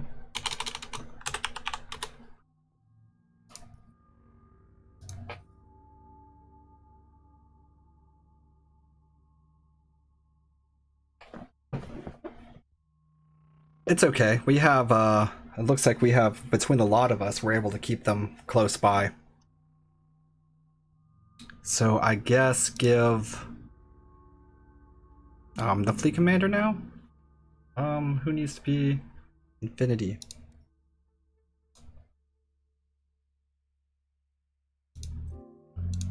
There you go.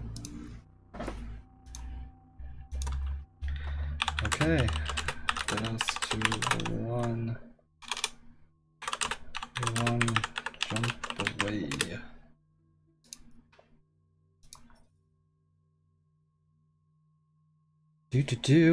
Alright, so we're going over to the next one here. Oh, I gotta make sure I click this in time now. Warp me! It's like a mini game when you're in a fleet. Was everybody paying attention to the, like, 3 seconds that your warp confirmation comes on? Jesus, that's so quick.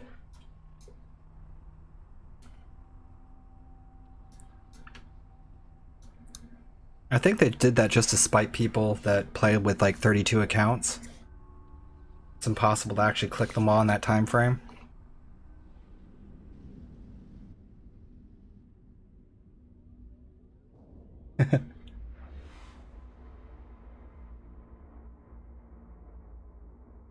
Well, we are going to get quite a few chests out of this.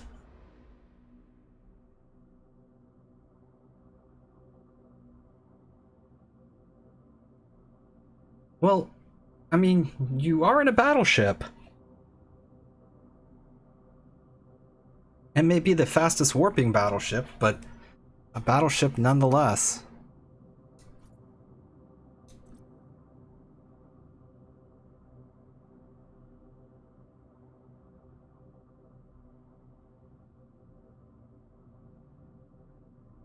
Are we all here? Did I miss a warp?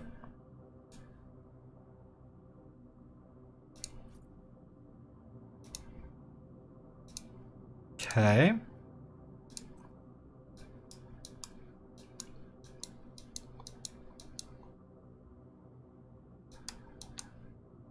Hello Human is gone. Not here. I think he may have jumped back through to another gate.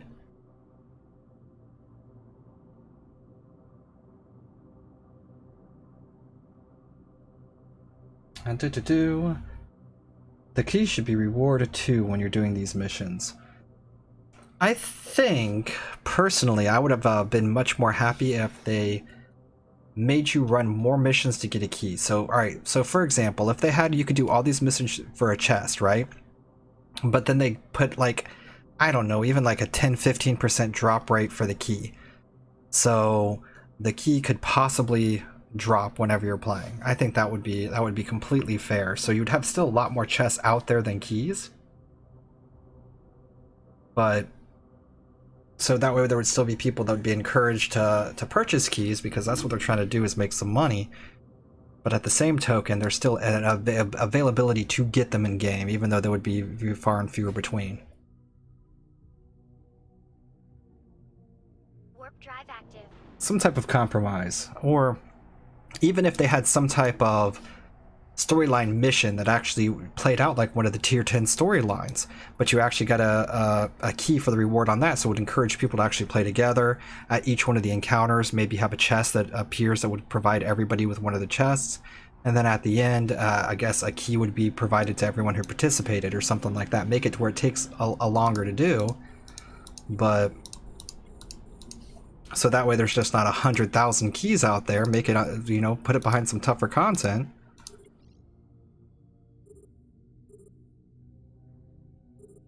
Did I miss? Yeah, I missed.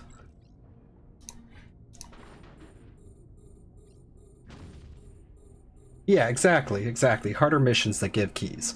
So you let people get their chests, or what you could even do, and I think this would probably be one of the better options, is let the news missions get you chests. But then put anomalies that spawn out in nullsec and lowsec, but the deeper out into the nullsec that you get, the more common they are to spawn, and people can actually fight over getting those keys. That way it's going to encourage PvP. The option to get keys are out there, and if people do want keys, they're going to have to fight other players for the keys. So not only is that going to make the PvP community a bit more happy, but it would give the option to actually get keys, which would let keys be able to be put on the marketplace to be sold to the people who want to buy keys and just do PvE only. It would be a huge cycle, and you wouldn't just be giving the keys away, because there's going to be people trying to kill each other for the keys.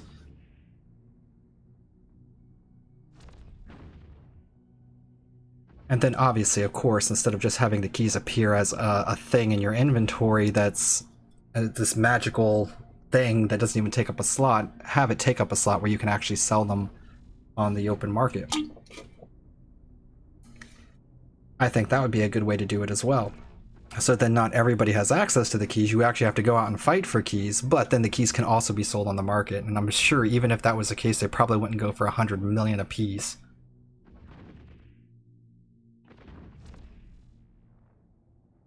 Oh. Hello, humans out there getting kills.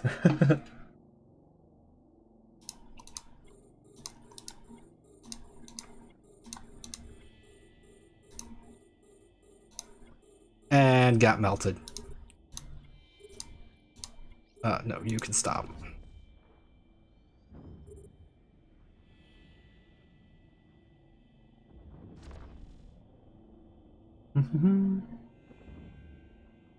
Like the Crimson Forest? I don't know if I know what the Crimson Forest is. What?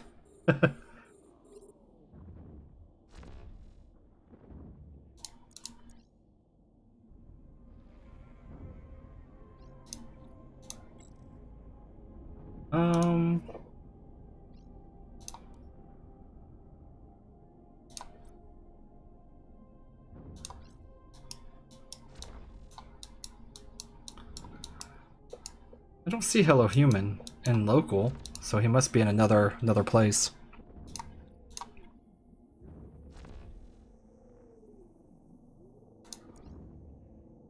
And Ferrari's in the driveway? Whoa, I missed something. The keys are a way to make money from company's point of view. This is the best way to make dollars. I know you are thinking about the better gameplay, but I think they want steak on the table. Ah. I mean, yeah, I don't disagree. It's definitely a way to earn those dollaroos.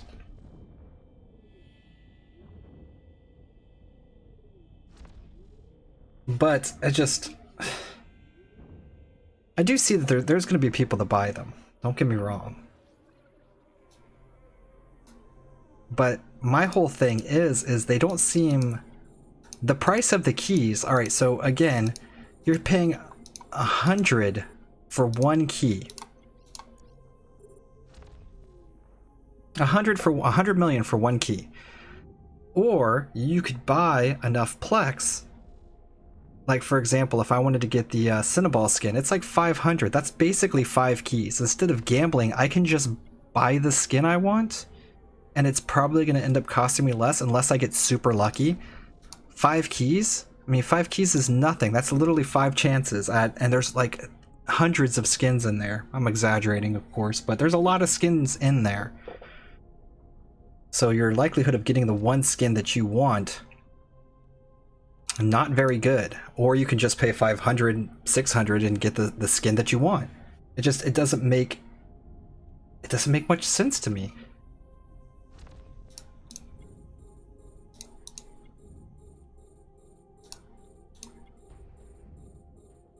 I don't know, the cost ratio just seems off. Like, I play a lot of games that have, like, gacha games that have, like, loot box type things and chances where stuff is like a 2% drop rate. And a key is around €4. A bunch of people are buying them.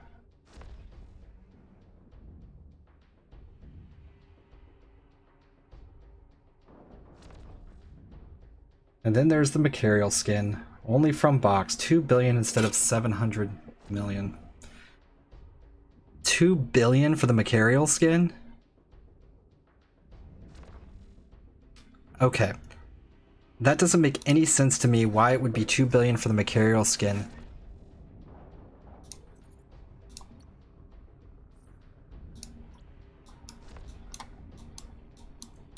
Because it's only from the box. You can't actually purchase it out of here. So because it's not in here, if you get that skin, it's worth 2 billion.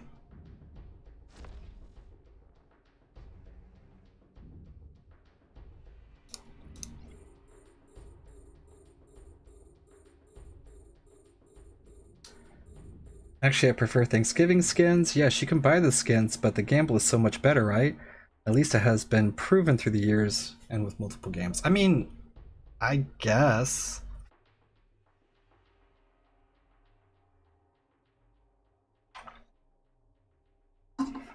The thing is yeah, the gamble is so much better.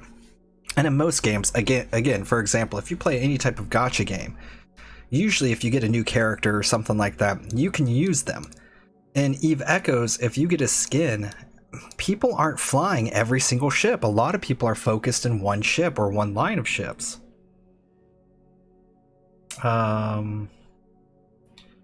Verossery?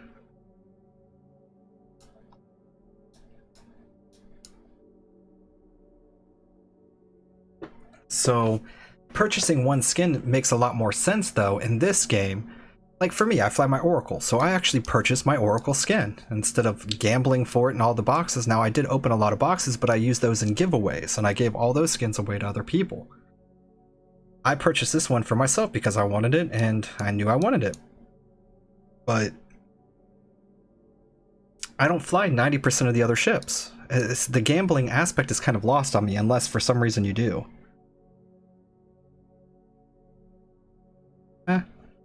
Oh, do I need to do something? I'm the leader. Who do I need to give this to?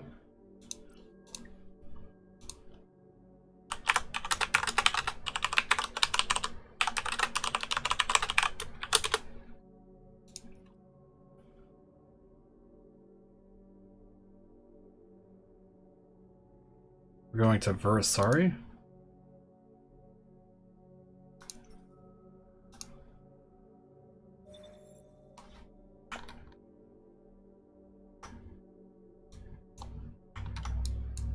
Okay.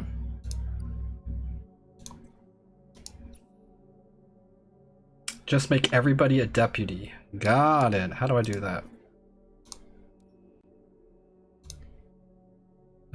Set a squad deputy. Hello white. Set a squad deputy. Hello human. Set a squad deputy. Perfect.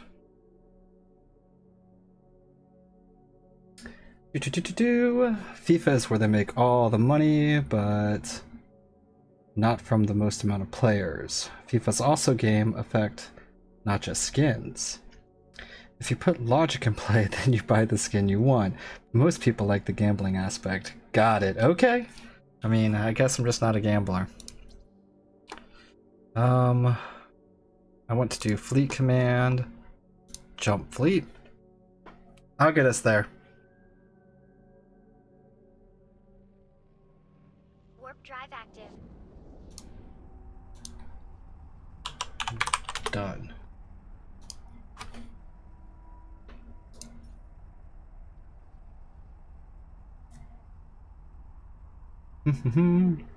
Yeah, I guess, I mean, yeah, I guess.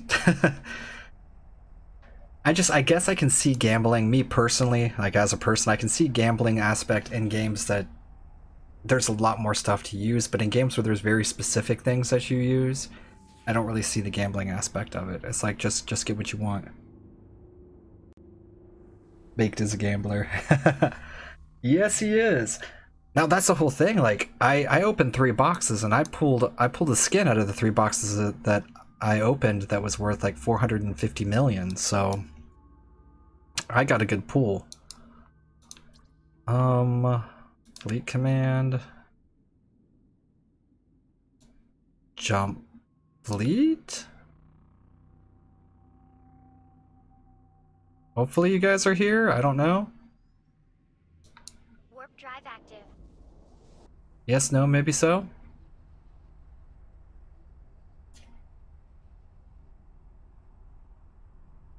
Yeah, I watched him open his boxes today. He opened those 20. He was just crushing them. He wasn't using the keys on them, though. Oh, that was one of the things that actually pissed me off about this. If you read those crates actually say you can get multiple items. Not once have I ever seen more than 1 skin drop out of those. That irks me. Because if you could get multiple skins out of 1 box with a key, then that makes the value of those keys a lot more enticing. Rattlesnake skins went for 4 billion a little while, now at 1.5 billion. Do we actually know if they were really selling for 4 billion though? Were they just people putting them on the market and it didn't sell, so they ended up dropping the price?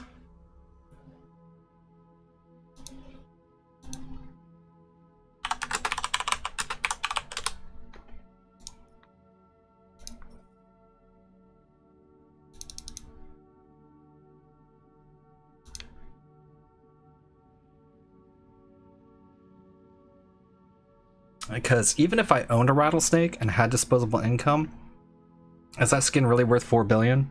Would I pay that? I think somebody with a rattlesnake isn't going to pay that. They're going to be like, I have corp friends who can go farm this stuff with me. I have a better chance of spending less.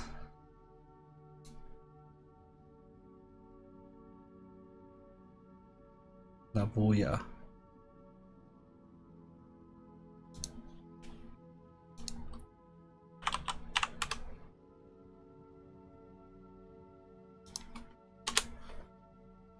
Okay.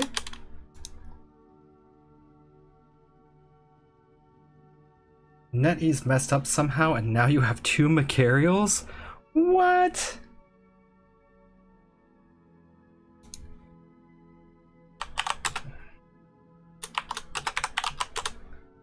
That's a heck of a mess up. I want NetEase to mess up and give me 2 Macarials.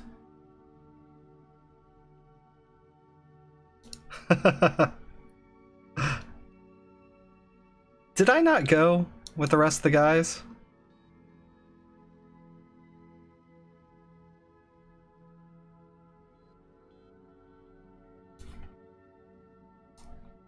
I'm the only one here.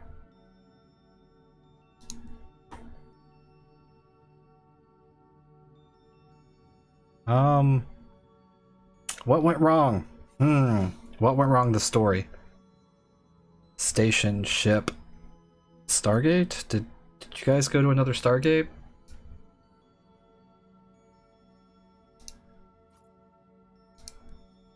Squad?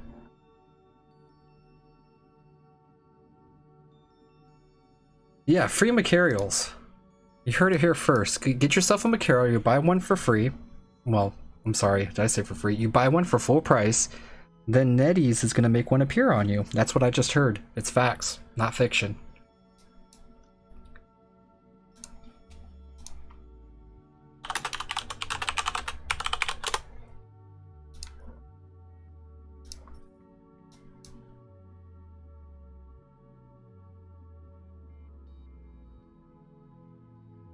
Better buy a faction cruiser and fit it than buy various bill cost skins. No shit.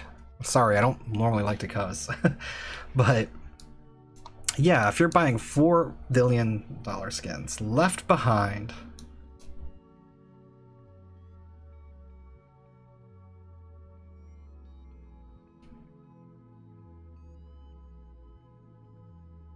Okie dokie.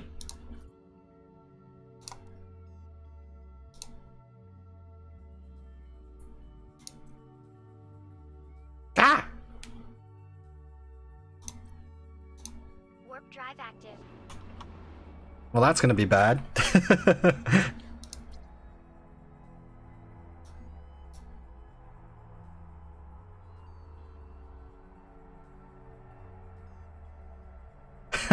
Warp to 0. I'm gonna be at the bad spot. Approach! Approach! Get out! Get out! Get out!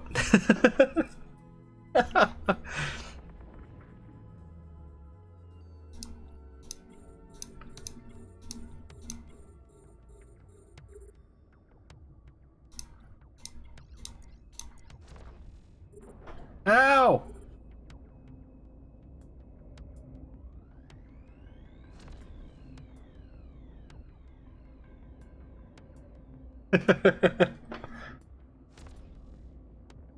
Mistakes were made. And this again is why I like having a micro warp drive on this thing.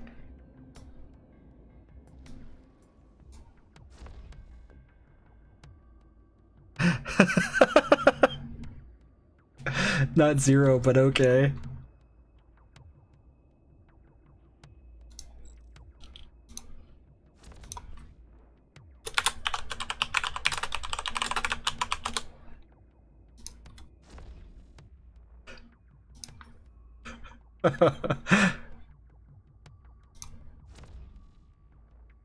Oh, that's funny. Yeah, I was like, okay, one, I like skins. I really like skins. I think they're really cool and they add a lot to the games. But 4 billion for a skin? Good God. For science, we need biggest explosions.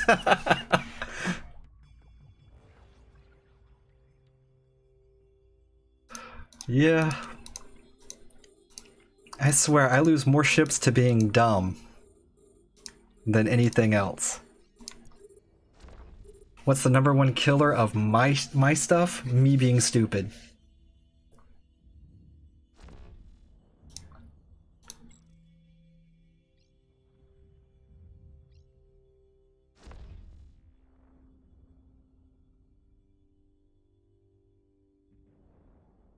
Micro warp drive is fun on the Macarial? Hey, I never actually thought of putting a micro warp drive on a Macarial. That might actually be something really cool. They already go fast. Gotta go fast. Get a blue skin for it, call it the Sonic.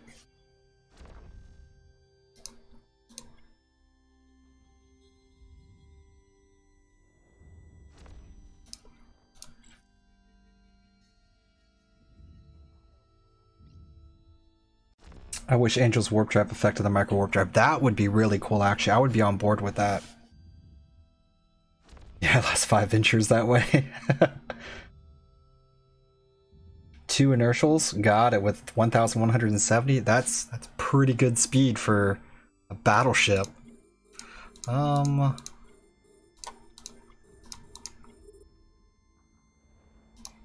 Yeah, I don't like belt sharks.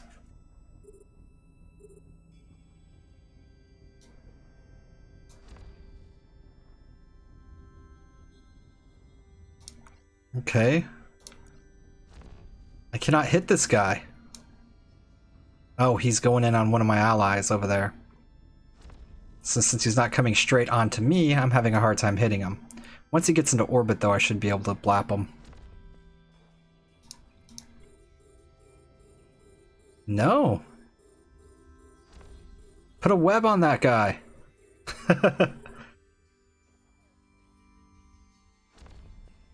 We can't hit him, Captain. I want a Phantasm skin. I'm to play EVE Online? Oh, well, thank you. I appreciate that. Yeah, I was actually considering reactivating my EVE Online account again and maybe moving over into doing stuff. Yeah, chilling and sniping is fun. You got one for the Bargos? I got a Phantasm skin, you know. So I can't complain. I only opened 3 boxes. I wasn't gonna go ham on it, but I did open 3 and managed to pull a Phantasm skin.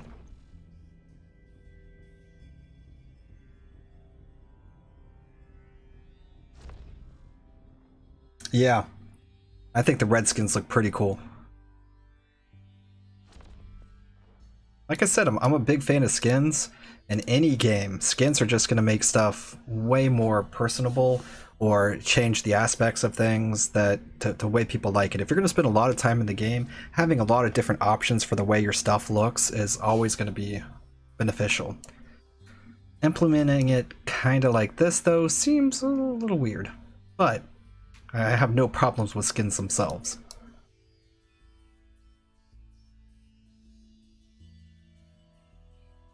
Well, that was fun.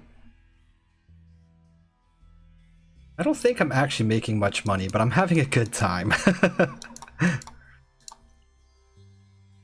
Do I have an encounter? I've got one jump away. Got it. Let me let him know.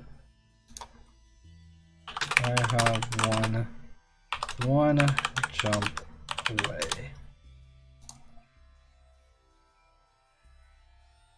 Go to the ship tree and look at the Phantasm skins. Nif got a very knife skin?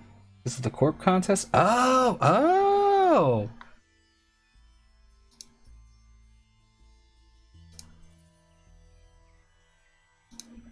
Hold up.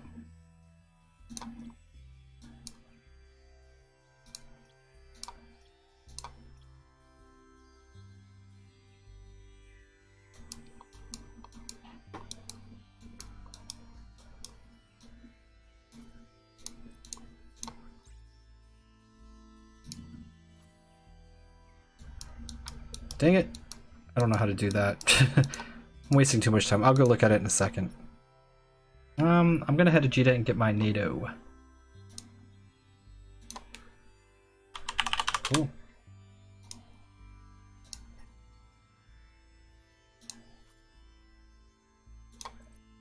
And where am I going?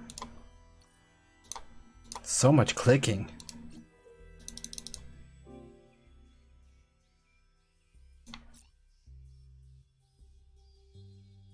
Stop. Stargate. Fleet command. Jump fleet.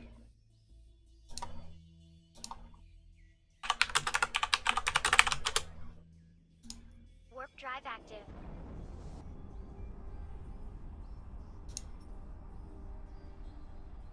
Oh, I gotta go back and forth to chat here. Need echoes, sorry. Oh, cool. You have echoes.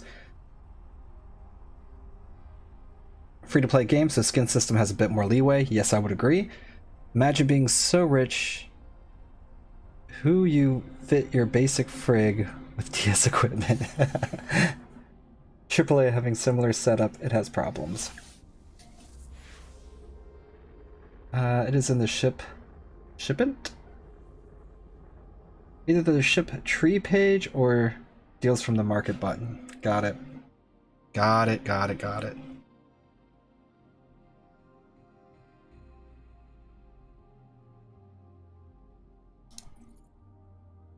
ship tree page. I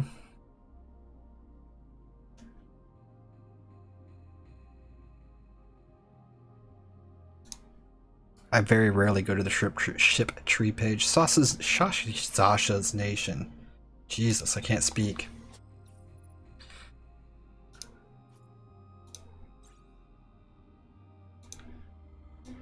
Oh, wow.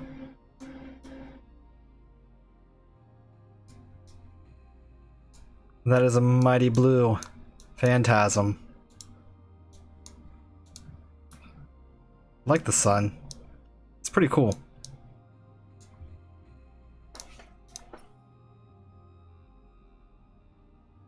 Oh. See ya, Pickle.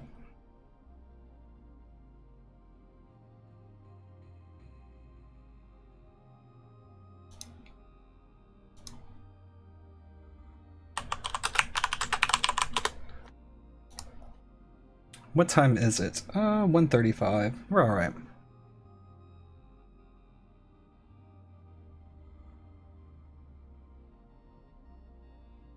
Vexer.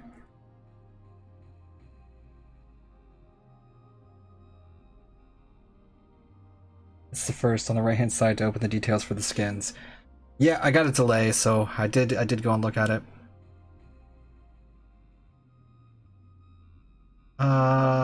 Select the destination from the star chart and press go as older? Oh, as fleet. Got it, sorry about that. Cosmic anomaly.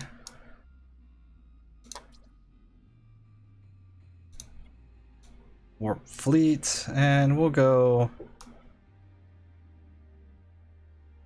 about that distance. That way you can be a little bit closer. Verasi? I hate these names sometimes. And that contest was a bit scuffed, to be honest. 20,000 views and only 100 comments. Yeah, a long time ago I remember reading about that when that contest was out, on how apparently there was something that felt fishy with it. And people were very unhappy. That was before I was an official content creator. So I don't know much about all the details, but I do remember that there was a lot of unhappy people.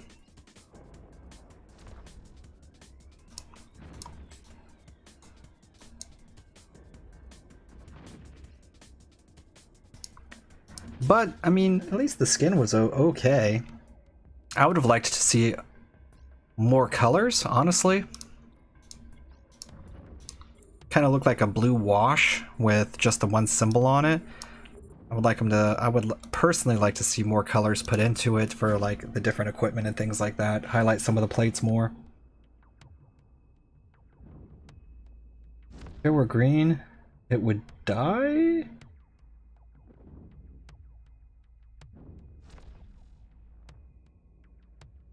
I don't understand that last comment. I apologize. Probably missed something or...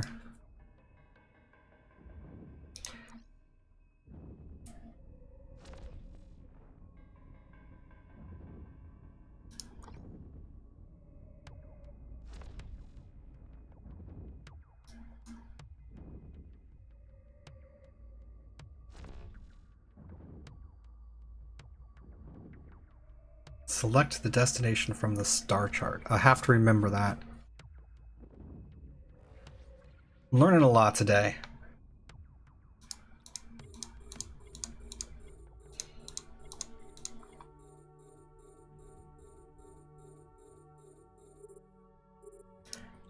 However, not getting nearly as many boxes as I thought we would, but everybody's getting a share of boxes, so I'm not going to be able to do a B8KD opening, but I'll be able to do some type of opening. It's green if you look at it right. Really? So it changes colors?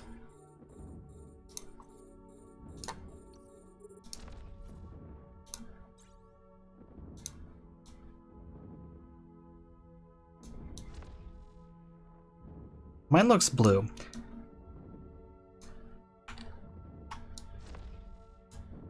Mine always looks blue. Maybe it's my eyes. Maybe I'm some type of colorblind and never realized it.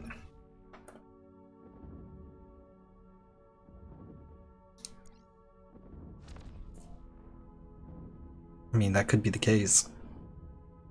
I can't hit this guy. So we're gonna change over to this guy.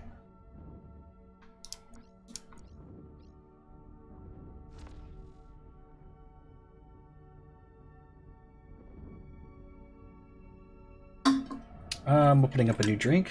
Yeah, I mean, one of the cool things about this though is the lighting here for the different areas. So like if you go to Galente space, like I know what he's talking about, I think, because in the certain light, I'll go into the Galente space and my ship will look like it's purple instead of white. So it might be something to have to do with that and the different type of lighting in the different areas.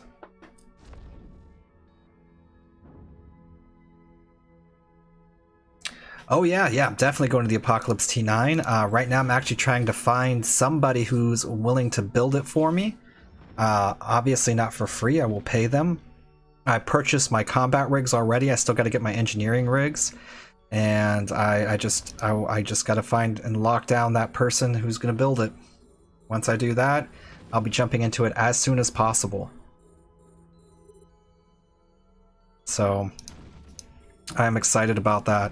If I can't find someone to build it, I will pick one up off the market, but I was hoping to not have to pay inflated market prices early on, but if I have to, I will.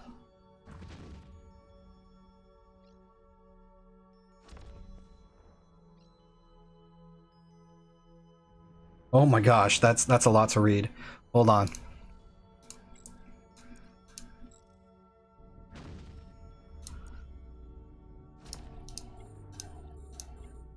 I think everyone's okay there. Okay, let me see him. So if a Phantasm uses the Fleet Shield and the Neff skin at the Neff Guardian, the green joke was to the It's So Blue comment. Think I understand.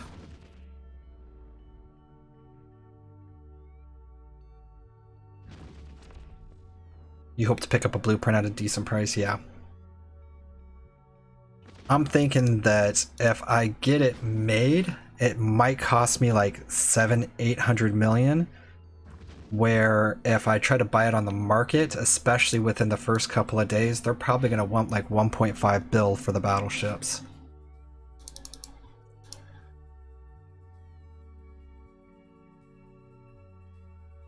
You're going to record yourself opening one of the last Halloween boxes? That'll be cool.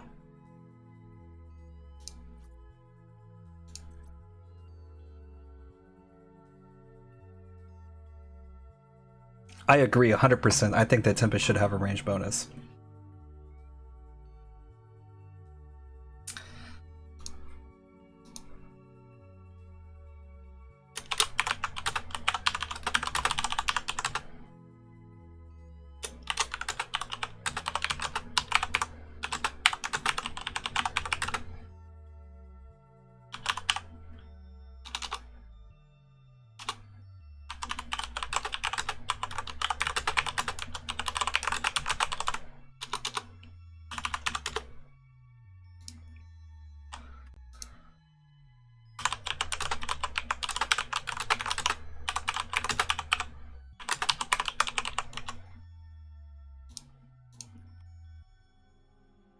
Okay. Yeah, so let's see.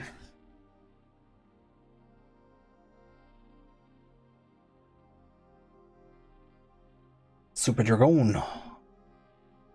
I want a particular faction who it's the only faction who can use a certain modules who don't exist, like bubble webs, stasis webifiers, but bubbles, group hole emitters, etc. Okay, that's cool. I agree with you. I'm gonna head back to Jita. So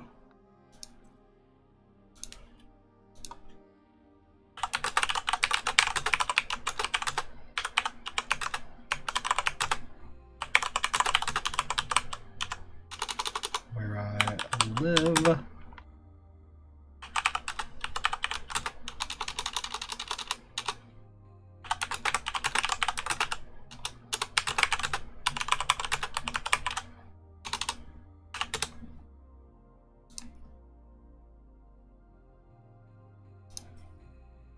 Okay, so inventory. Let me go. Let me go home. 5 jumps away.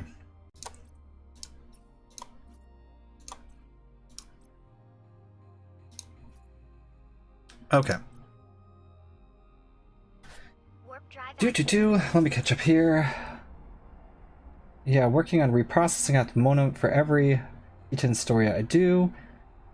And they changed its 8 cannons to 7, I believe. Oh, I didn't even actually catch that part of it. So they nerfed the cannons on there. So they basically brought it in line to a tier 9 ship. Huh.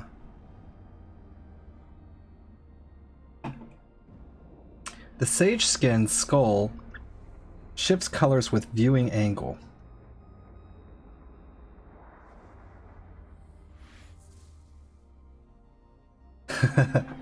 Let's burn Cheetah. Yeah, how many of you guys actually showed up in Jita for that little thing that happened yesterday? Greetings! I hung out in Jita for a little while. Myself. Didn't really talk to anybody though. It was crazy. I tried to undock my ship and it was just nuts. I redocked real quick. I was like, yeah, I'm not gonna hang out outside. Oh, thank you. I don't know if you can hear me in there. Thank you.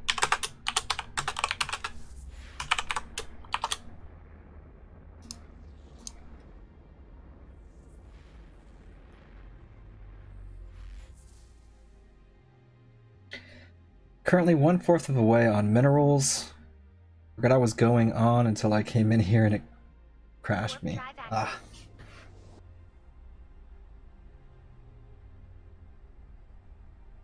I actually see what happened yesterday at Jita. Are they still actually doing it today? Like, I didn't follow along with how long they were going to be doing it for. I showed up yesterday, hung out for a bit, played my part in it. I got other things to do, unfortunately, so can't participate all the time. I do know that I'm not a big fan of the insurance system, and I am very much on board with the protest for it, but that's it. I really try to stay out of politics of games too terribly much. I understand why everybody's upset, and I support the community in that actions, but ultimately I'm here to actually play the game and have fun as well. Do you think they plan on removing the Maelstrom Striker and replacing with Tempest Striker? Maelstrom does not seem like the suitable ship for bombardment.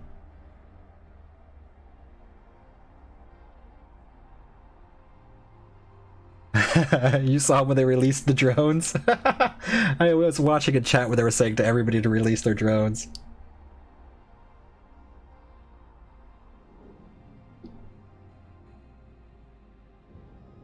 Gotcha. Yeah, I haven't been.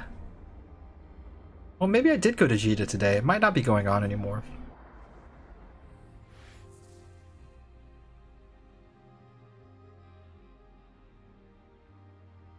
But yeah, basically there was for the insurance system, if you didn't know, this weekend and yesterday was the first day of it, really. Everybody was going to Jita to protest the new insurance system. So there was just a lot of people there, tons of people there, all hanging out and protesting.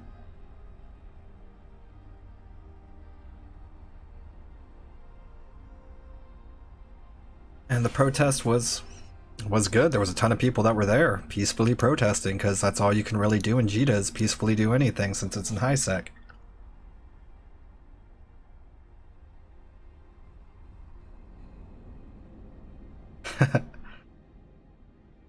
Imagine if it was like EVE Online and there's PvP everywhere. Everybody would be blowing each other up. Place would be crazy.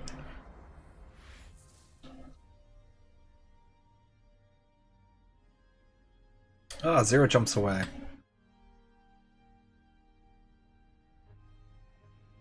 I don't know how many crates I actually have. It was fun hanging out with everybody and earning the crates, but yeah, they're not here.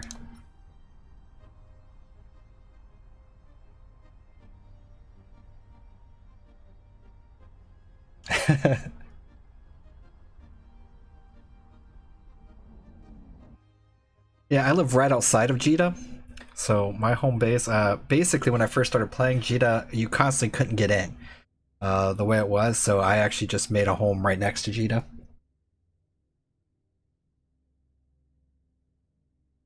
Yeah, yeah. If it happened in Nullsec, there wouldn't be a space station. They would have just blown up the station. Alright, let's check the inventory. Let's switch this back to big view.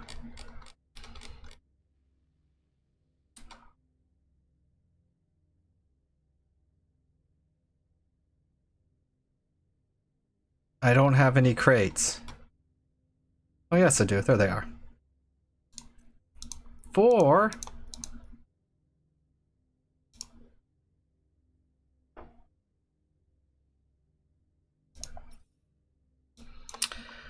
Um...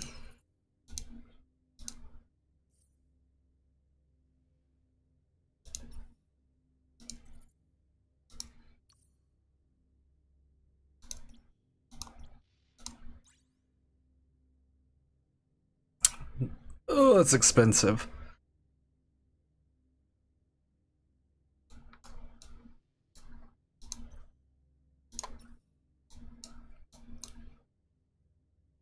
Well,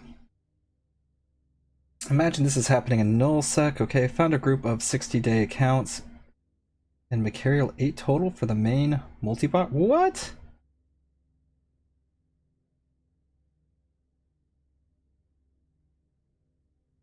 Wait, hold on a second. So you found somebody who has a bunch of 60-day accounts with 8 Macarials?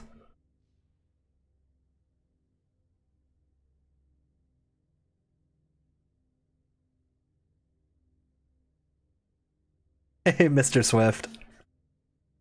Yeah, I am streaming. It is actually coming close to the end, though. I was about to actually take a little break, maybe come back and do a little bit more. But yeah, I stream early. I don't even know, how long have I been streaming for? I'm using that Streamlabs again. Yeah, I've been live for 2 hours.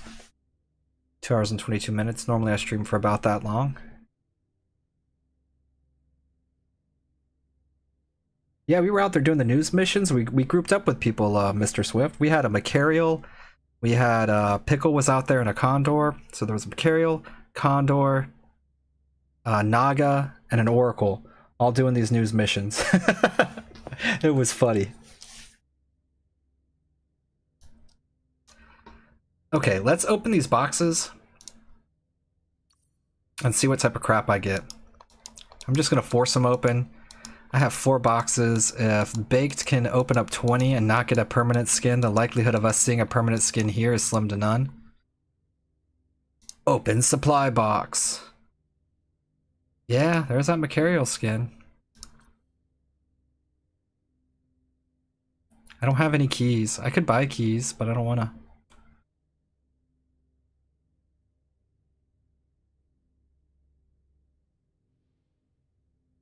Force open. Executioner skin. Alright, I want to cancel this because I actually want to show you guys what pisses me off the most. So if you read this little section here, random, open to receive several random items from the list. It indicates several. However, I have never opened these boxes or seen anybody open these boxes that gets several. It's always one. Always one. Don't say several if you don't mean several. It's horrible. I hate that. False advertising. Force open.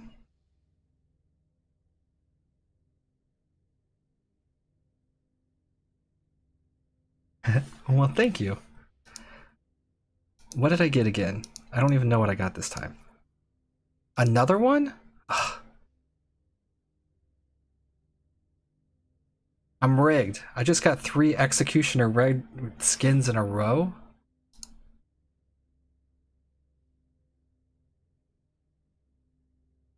And a Caracal 15-day skin. Yeah. Seems about right.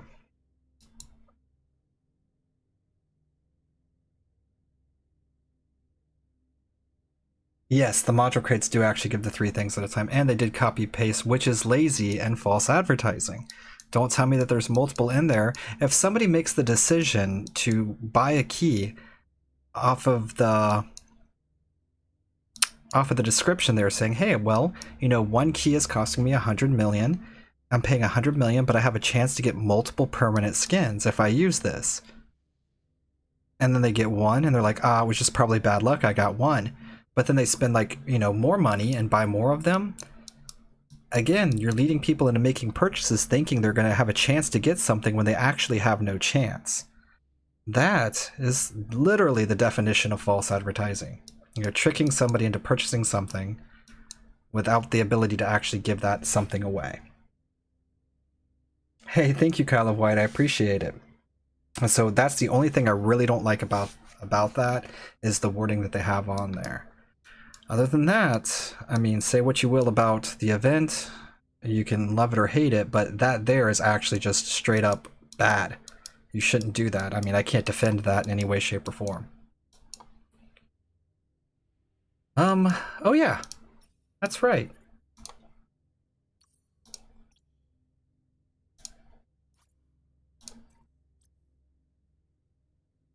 Yeah, I had a really good time.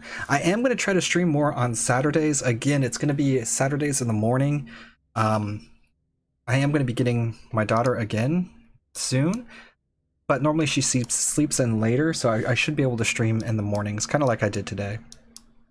So I am going to try to do that more. I know I've been very, very bad about it.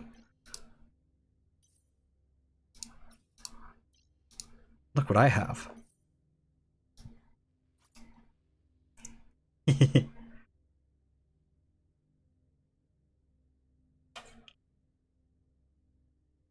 I lucked out whenever I used my 3 keys and got that.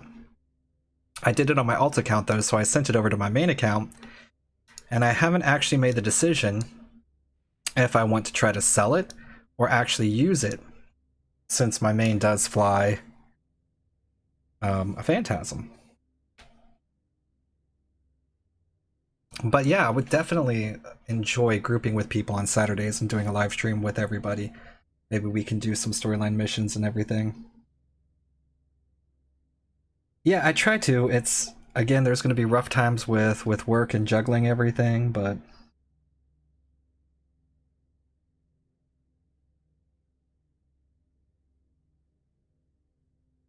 I think because if they figure out that we get the cart and wanted to sell the items or the cart itself alone.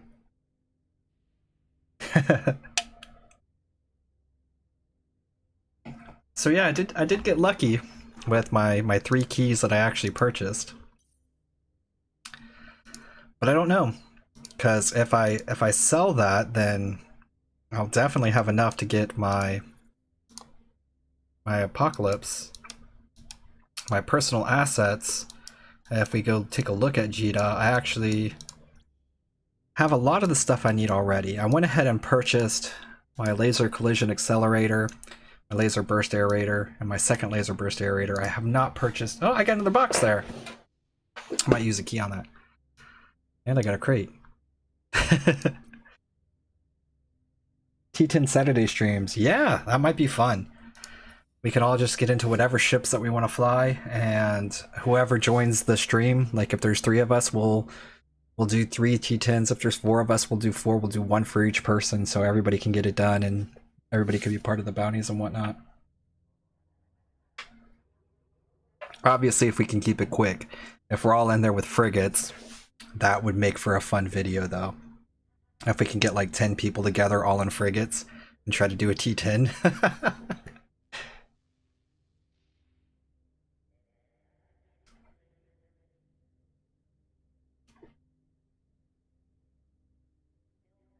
Sell it. The Apocalypse is your ultimate dream. Yes, that's why I haven't just slapped it on there yet. I changed it over, and I got almost everything I need for the Apocalypse. I have 977 mil, so I think I can buy the Apocalypse, depending, give or take, when it first comes out. I have 7 days to save up some more money. But the rigs, the engineering rigs, are going to be Very expensive. I mean, you're looking at like $1 billion in engineering rigs alone.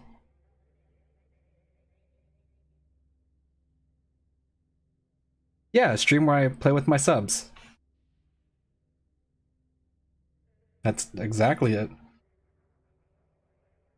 So basically what I'll do is on Saturdays, if you guys want to run missions and whatnot, we can all get together and do that. We can pick what to run to. It doesn't have to be T10s. We could run T8s.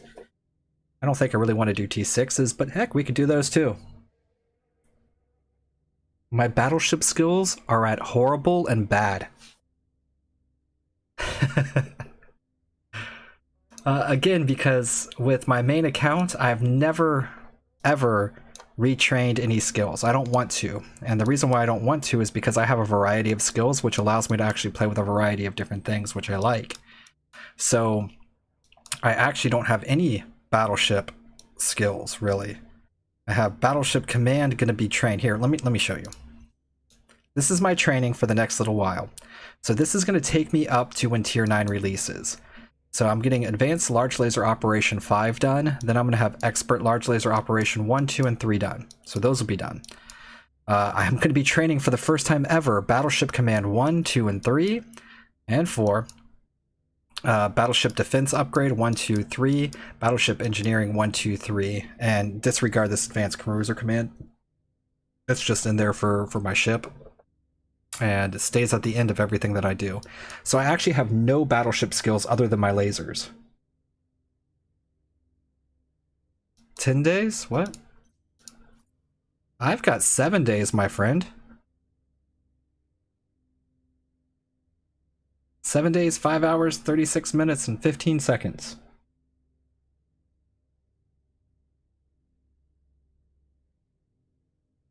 Seven days. And my skills here, I am working on just starting my battleship skills. So when I first get into the battleship, I don't know if I can do T8 and above encounters because you're T7. Yes, you can. When I say T8, I'm referring to the level of the enemies. You can actually do a T10 mission right now. You could just log into the game, be your first day ever, you just popped out with your Ibis, you're flying out there with your little Ibis, and your friend says, hey, join my group, and you can do a tier 10 encounter. And so when I say that, I'm referring to the tier 8 news missions. So they're going to be here.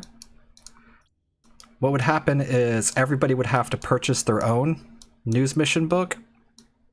And so if we all wanted to do Bad Hair Day, for example, everybody would come with a Bad Hair Day book, and Bad Hair Day is going to give you a reward of like 300 million, and we'll all do that. You can also apply T8 rigs on a T6 account.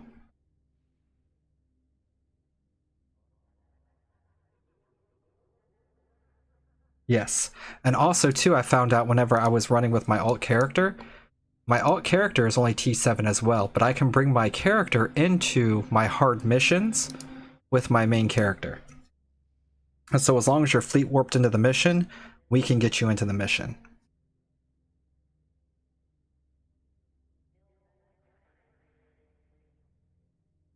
Seven days, 20 hours? Okay. So yeah, my battleship skills are definitely not great. However, my weapons are in a pretty decent spot, I would like to say. I was working on those for quite some time because I was using the large ones anyway. So Large Laser Operation 5, Advanced Large Laser Operation will be 5. I'll have Expert 3 by the time I'm there. These ones are going to take a little bit longer to train. I mean, they're a 17-day one, and this one here is just a nightmare at 40 days. And so unfortunately, I won't be able to get into those until I get my battleship skills up a little bit. It's gonna take a while to do it, but one of the things too is I like growing in the ship, and however, if I am taking the battleship in there, a lot of its abilities are going to be based off of my weapons. So take a look here. Let's do a little real talk here. So this Apocalypse, my baby. Large laser operation bonus per level, 7.5% large laser optimal range, 7.5% large laser tracking speed. That's the important part if I'm going to be firing at range. So especially if I go in there with other people, I don't need to have the defensive skills and all of that type of stuff really trained up. The only thing I really need to have to help me out more would be my engineering skills to help me use less capacitor.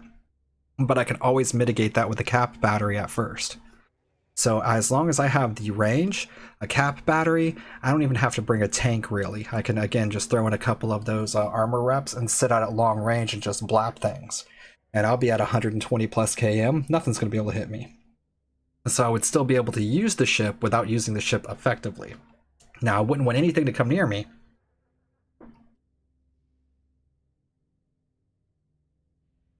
You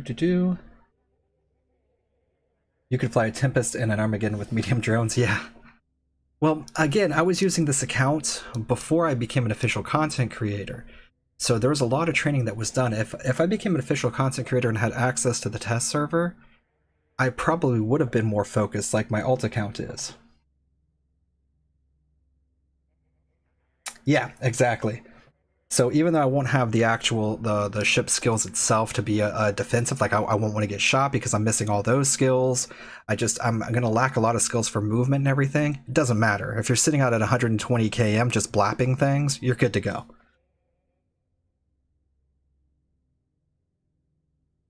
Exactly, exactly.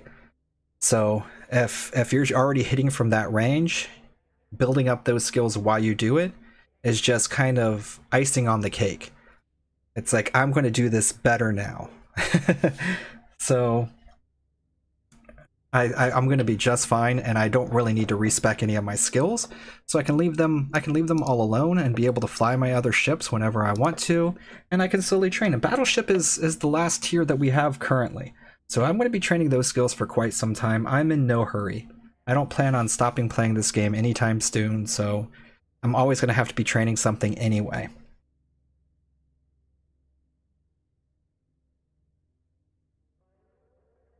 Well, yeah, FBB can still hit past 120, but when I say 120, I'm being generous? Hold on. Bear with me just a second here.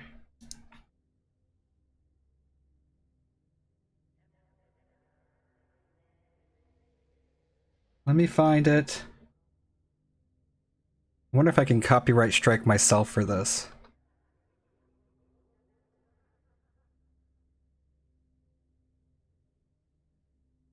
Videos.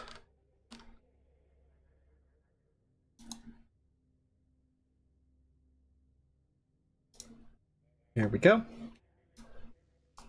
Bear with me just a moment here.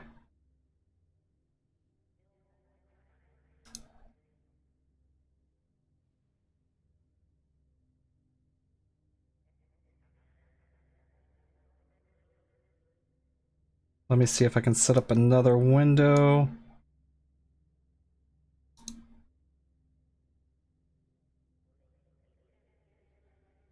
Properties.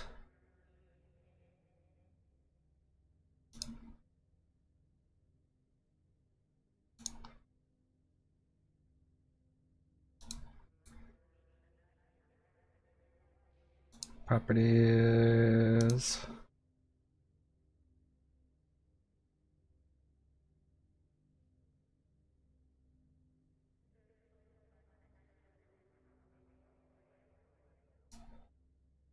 There we go.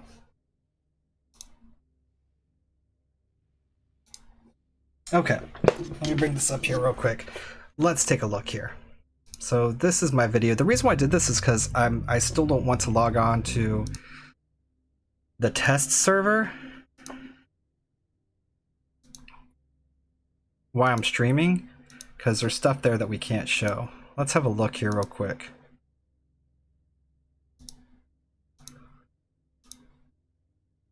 Okay. So if you look at this here, with max skills, you're sitting at 113 km optimal range with an accuracy fall off of 29. Now, That's with all those skills on there. If I don't have it outfitted exactly the same or have all the skills, that's going to be a little bit less. So the optimal range is still going to be at about 100. Oh, actually, excuse me 1 second.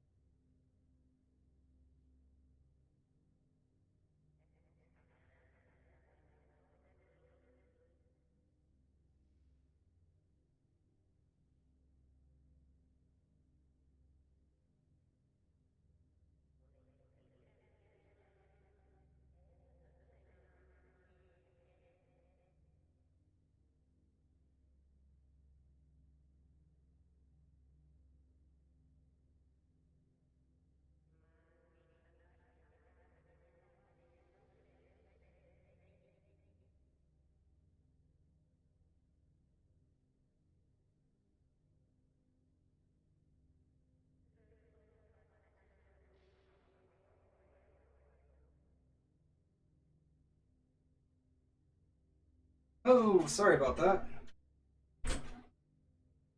My bad.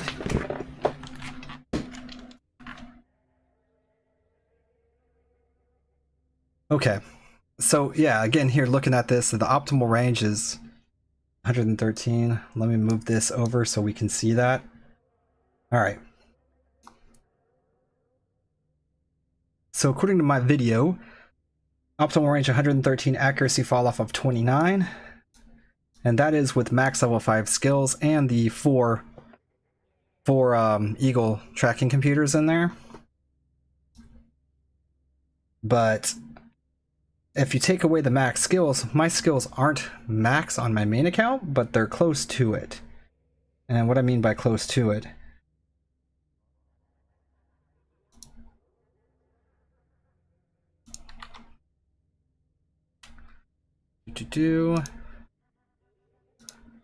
for the purposes of the range, I'm going to have all of the range bonus that you actually get from the ship itself.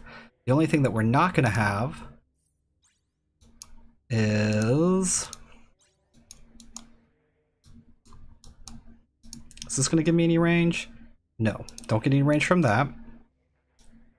That's medium laser though.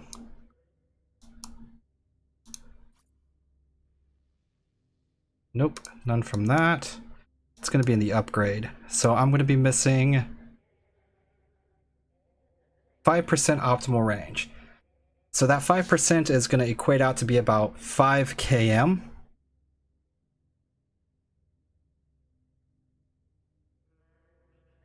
Yeah. So on that one there, I mean, I'm going to be able to sit without even activating any of those units. I'll be able to sit at 100 plus km and just blap. And if I need to move out further, I can move out to almost 200 km, I believe, with that fit. So again, it's not going to be almost 200, but even if it's 150, 180, I can pretty much get out of range of anything that's going to be in those T10s. And if it can still hit me at those range, they're going to be glancing blows at best.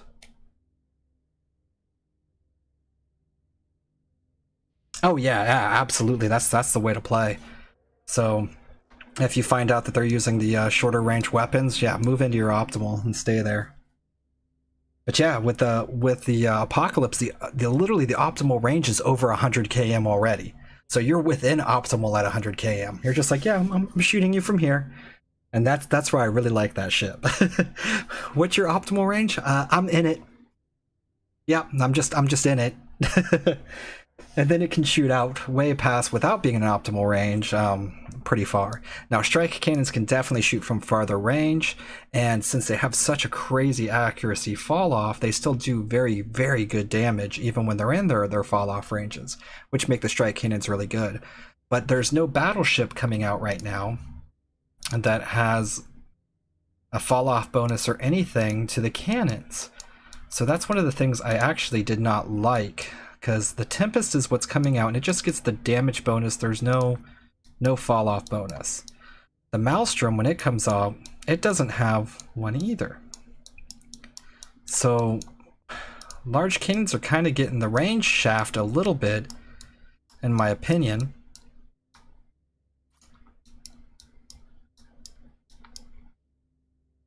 Macarial gets it though. So the Macarial is your long-range damage dealer when it comes to using strike cannons. A faction ship that's already in the game. You can't get that on a basic ship. And I think that's kind of strange.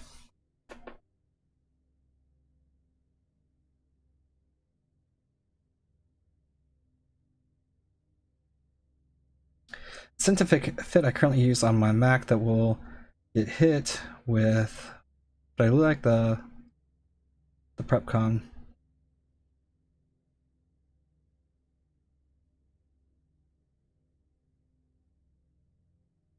Over the, hold on a second, I'm reading funny. Scientific I currently use on my Macarial I get hit with, but I do like the Prep Onlin.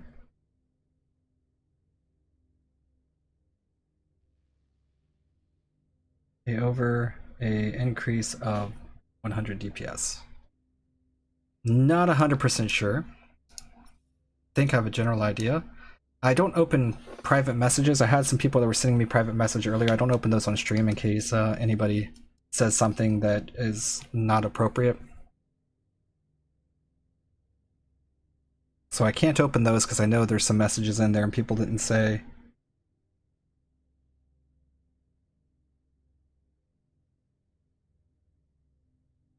Yeah, it was odd that the Mimitar only get one bonus to each skill, but the other has at least 3.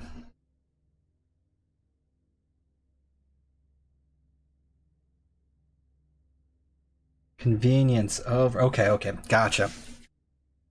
I understand now. I was reading that all wrong. My brain wasn't functioning. Yeah, it was odd. Yeah, that's the Mimitar seem to have gotten the shaft, I think, on the battleships. Not to say that the battleships that they got weren't good. And I don't want to imply that. These ships are really good. But there's not one of them that gets the range bonus. And that's kind of weird that their range bonus is locked behind a faction ship. The only way you can get range bonuses is with the faction ship. That's kind of junk. So even if you wait till T10, you don't have a range bonus. Like, the Tempest is going to be a great ship for just raw damage, and it's going to do impressive things with autocannons. It's going to be very, very strong. Maelstrom is strange. I don't know what to think about this yet. I think it needs some work. All it gets is activation time and a shield booster amount. That's damage and activation time. Damage and activation time are two very powerful things. But having the combination of both of these with 7 high slots, and this one only has 1. It loses 1 complete buff, and it gains 1 high slot. I think the Tempest just will do more damage. I mean, I really do.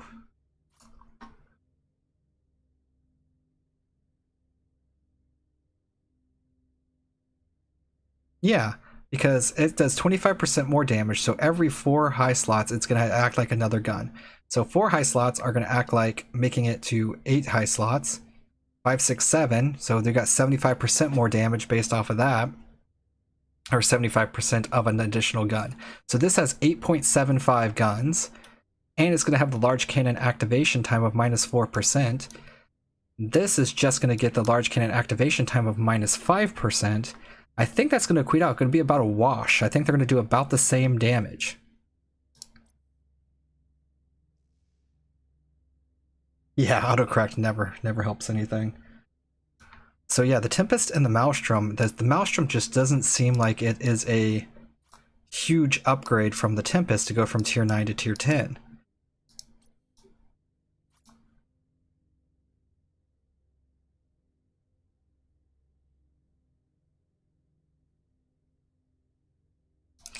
Well, we're talking about these tier 10 ships like they're coming out soon. just knowing from what they did to the last ships and stuff like that, and also being on the test server, they're constantly doing tweaks to these ships.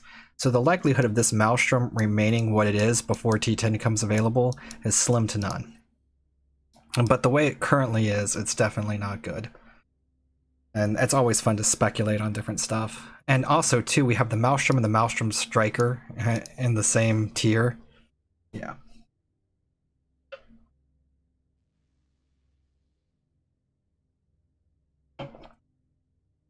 So, I don't know, I think they need something there. And for all the people using railguns, this rock is so damn good. So good.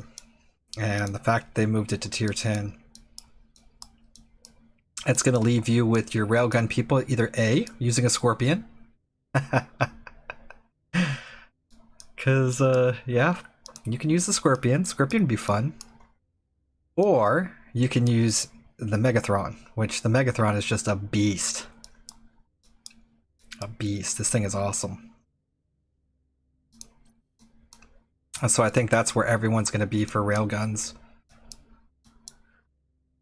However, again, your railguns aren't getting that range bonus. So you don't have a ship that has the range bonus with railguns either.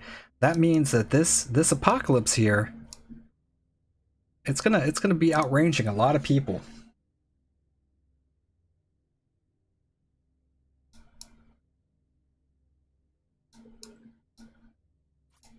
Except for this. Everybody and their brother is going to be flying one of these.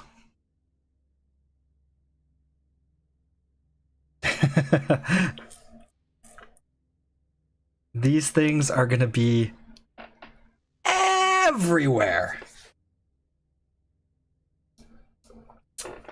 And as soon as the higher tech tier drones come out, they're going to be expensive. All drone mods and stuff like that are going to be expensive. If you want to turn over a profit, find all of the drone related things you can right now, buy cheap, and then wait a week, sell high. Brawler's the answer. Yeah, drones with max range 120. Yes, exactly. I did my video on this one too, and yeah, you can just sit out there with drones and just chill.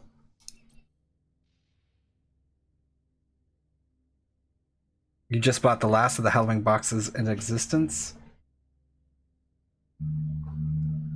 There's no more? Let's take a look.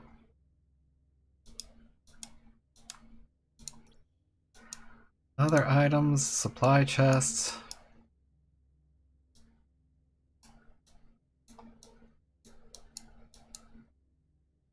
Special items? Yeah. None. None. None. They're gone. No more.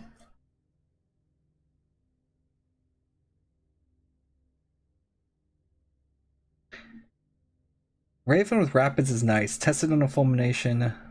Such good DPS and damage application. Not to mention tank. Okay, cool. I didn't actually test that Raven out with the Rapids. I did it with the long range missiles. So hearing that works good with the Rapids is really going to be a cool thing. I'm actually worried about Rapids because they nerfed the medium Rapids.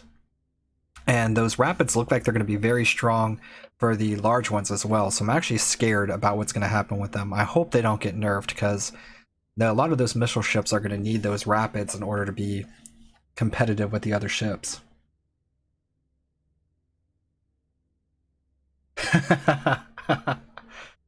B8KD in his openings.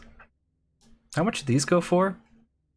They are selling for 1.45 million. How much do these Yule crates sell for? I got a couple of those laying around. Precious is selling for 9.5 million. Rare 4 million. I think I have some of those anyway.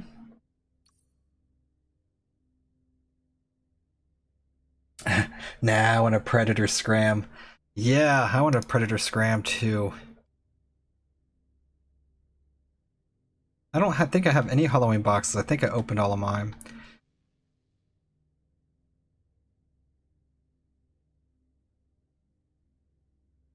I do have the Christmas boxes though. Okay. So I've got 3 of the small ones, 1 medium, 1 large.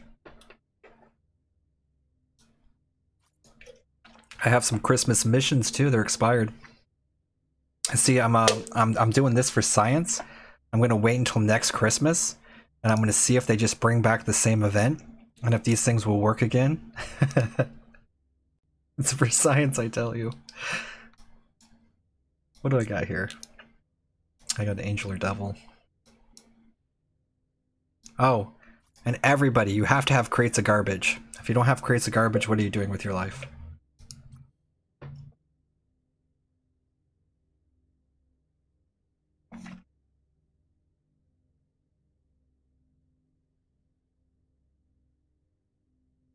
Gala is so bad. So far I've used 800 plex, opened 10 boxes, and made 500 million from the skins.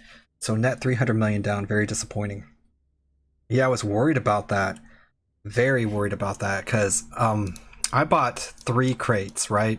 3 of the keys.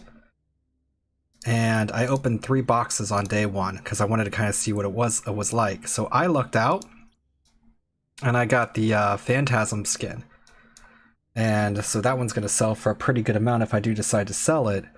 So, but I was like, that was probably luck. And then I watched BAKD open a bunch of crates and get nothing out of that one. So I wanted to have more information there, because again, if you open the crates and you can get permanent skins that are selling for good, you could actually make a profit off of it, but it doesn't look like you can. It looks like for the most part you're going to get jank. I have no idea what the function of that garbage. So, in EVE Echoes, it's one of the things that I used to do in EVE Online as well.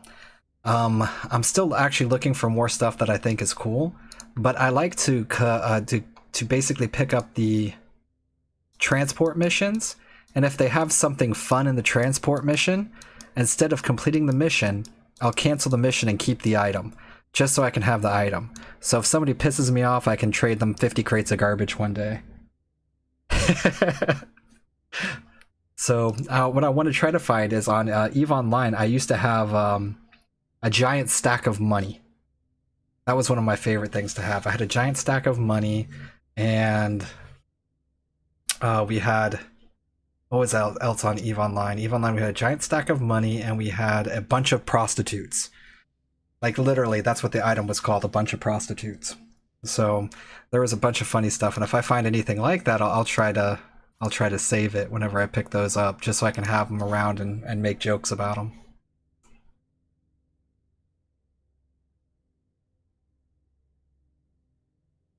Not really sure what people are expecting to make a profit off of a cosmetic-centered event. Okay. So the way that works is basically it's not really making a profit. It's about breaking even, making if it's worth it. So with the event, you have to spend 100 million to open a chest. 100 million ISK.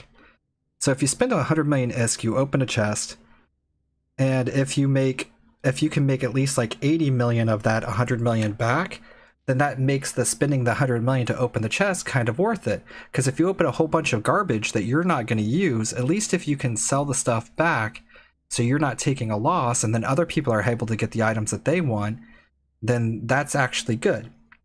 But if you're not able to purchase more keys to open more chests with it, and everything's like, let's say you buy 800 million worth of keys and only get 15 million back, then you're just playing a gambling game at that point. That's really, or like a really bad gambling game. So it needs to be kind of evened out. You don't need to make a profit. The chance to make a profit needs to definitely be there, and if you're doing it in type of gambling game, but you need to come closer to breaking even than not in order for people to think it's fair.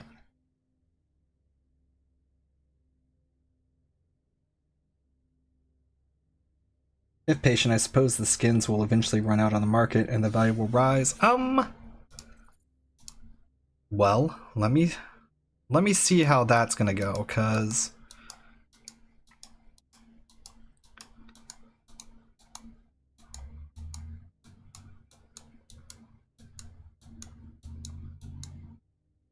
Okay.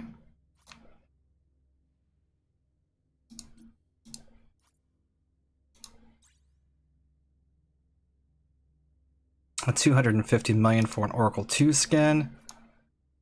Snapper Sniper. It's 30 days. I can't sell that one. 30 days. Well, I don't have anything really good to check with, unfortunately. All I have is that Oracle 2 skin. Oh, and my capsule skin that I never use.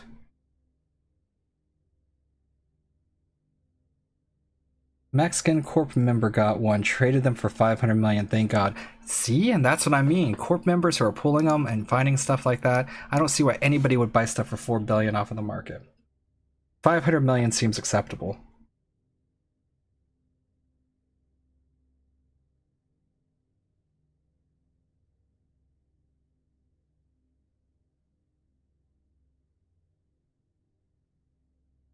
Yeah, they do want this to be a gambling event.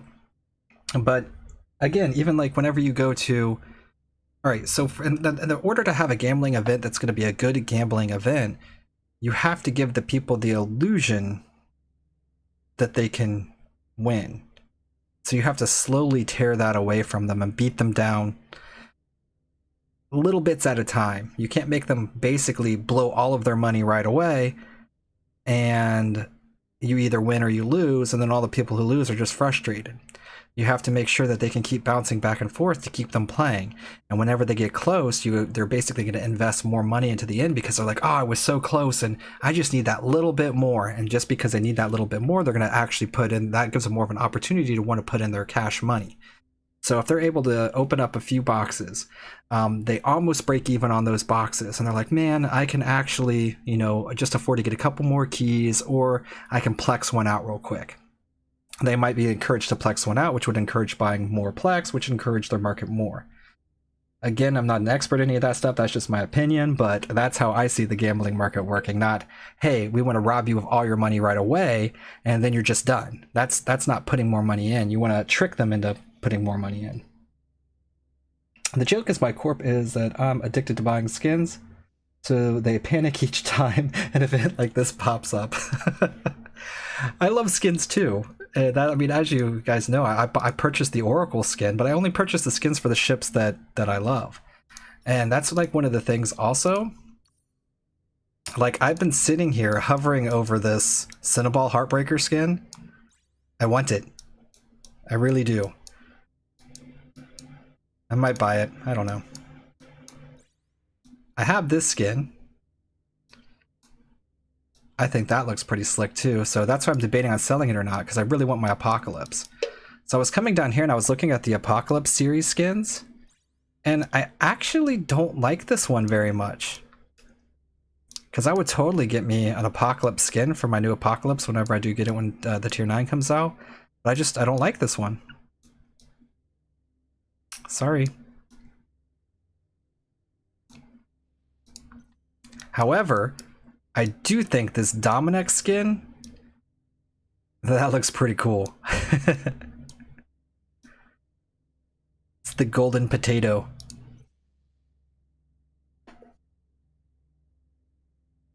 Whoa.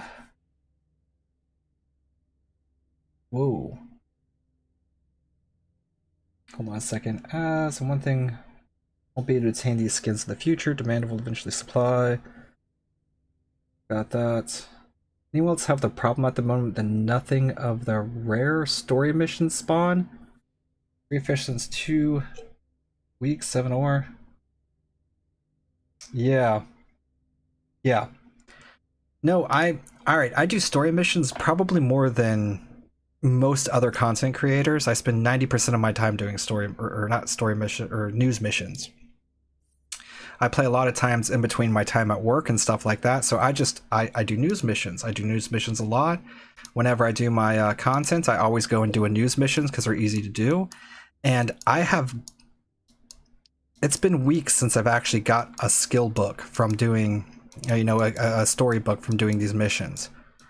I just can't seem to find the last ones that I need. All of them are sitting there, and I can't ever find them. So it's been a huge problem for me because I used to get those, and that's how I would run those on the weekends. So I wouldn't really buy mine.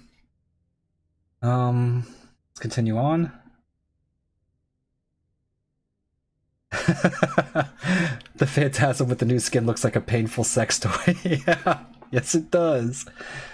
The joke of my corp is that, okay, we got there. My skin's so bad. Before the normal camo paint job. Yeah, camo paint job's cool. 430 mil for the Cinnaball skin on the market.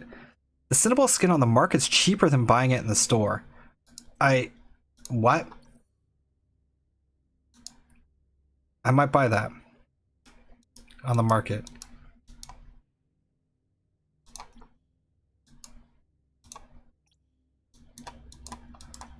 Show me the Cinnaball skin.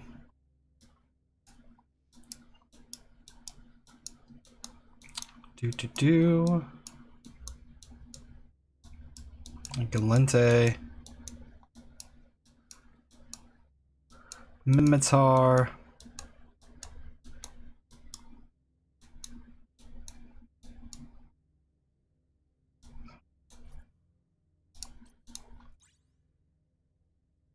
Haha.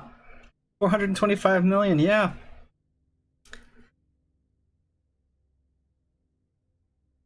That's cheap. Right? It's like 425 plex. And it costs like 565 to actually buy it, I think, off of the market.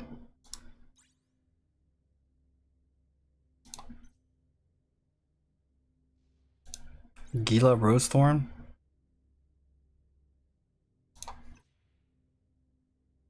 Okay. So yeah. Definitely don't store buy. Yeah, that's 598 million, basically. So 598 million compared to 425 million. If you were going to spend money, just buy 20 bucks, convert that to Plex, sell off your Plex, buy the skin in the market, and don't buy it off of here. If you're going to spend money. No reason to. Bought a plain skin for 400 million. They're dropping. Yeah, I'm gonna wait on that because I'm probably gonna do the same thing. I'll probably buy it out of the market once it gets a little bit more flooded, once more of these get dropped out of there. Anyone notice the change to chat's font and pixelated ship icons? I did not.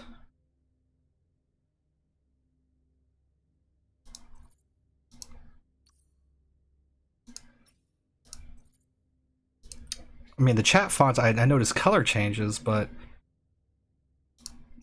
you said there was pixelated ship icons. I don't know. I don't remember what it looked like if that's the case. The rare 20 million news missions are not dropping much for me either. Yeah, I don't see them at all. Once appears, take it without thinking twice. Yup.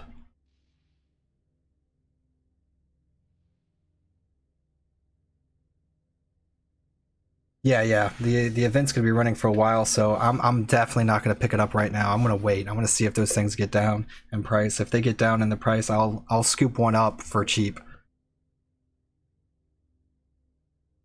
Yeah, 598 plex on the store would be the equivalent of about 425 plex on the market. So there's no reason to actually buy them in the store individually right now. So, and just plex it out. Especially if you're gonna be spending real cash, just buy the plex. Buy the plex, buy it off the market. Literally no reason. The ship icons in space look lower res? Oh.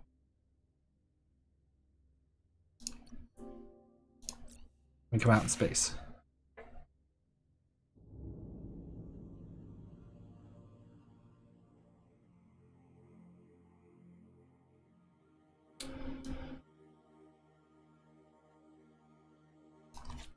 Hold up.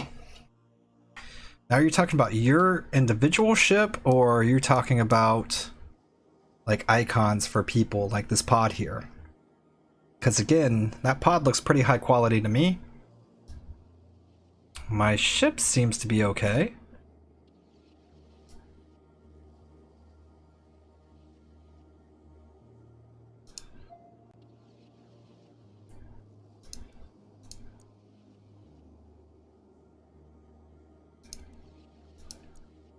Yeah, if they did make any type of changes there, my eyesight's too bad to notice it.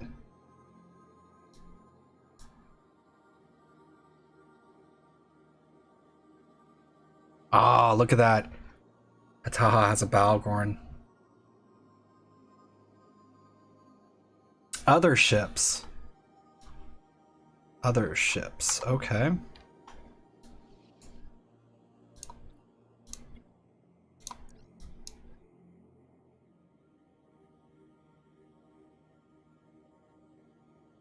Dang it.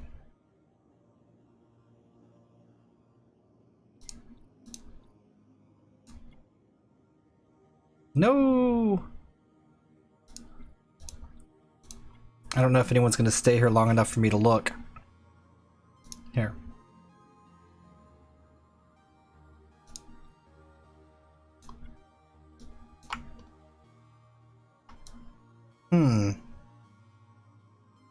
Goodbye.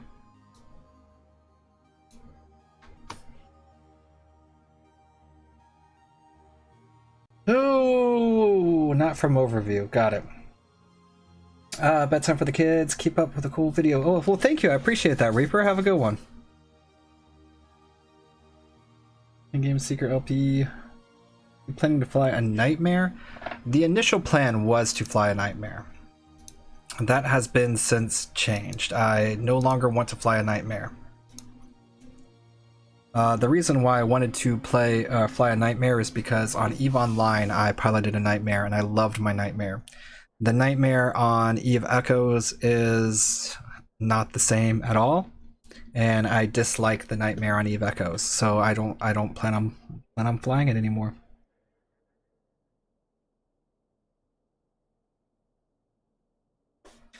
I'm going to fly an Apocalypse.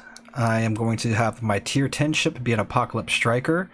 And if this account ever does get a faction ship, which I probably will, I know my other accounts I'm going to get a Macarial. On this one, the faction ship that I wanted, again, I was originally going to go for the Nightmare, which is why I was specialized the way I was. Where are... What the heck? Oh, I'm getting tired. So now, for these faction ships out of here, since I specialize in lasers, I'm not going to be using this guy anymore. Sorry, buddy. I'm probably going to be going with a Balgorn on this account.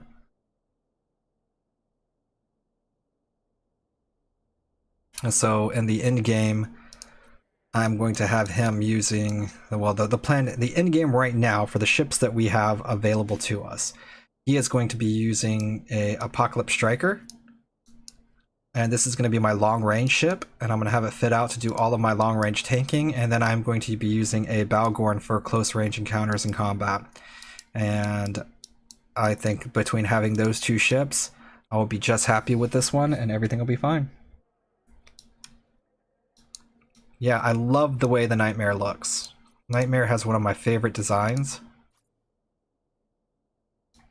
Not that I can do anything from here.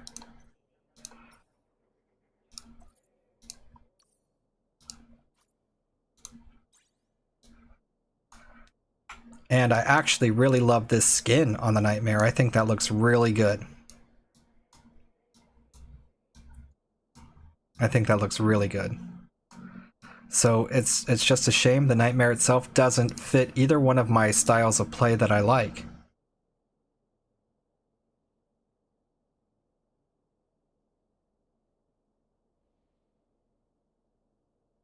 The web boost on the Balgorn yeah.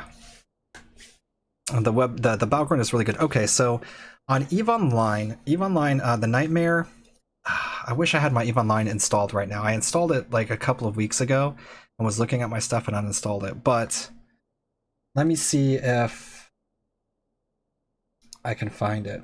Bear with me.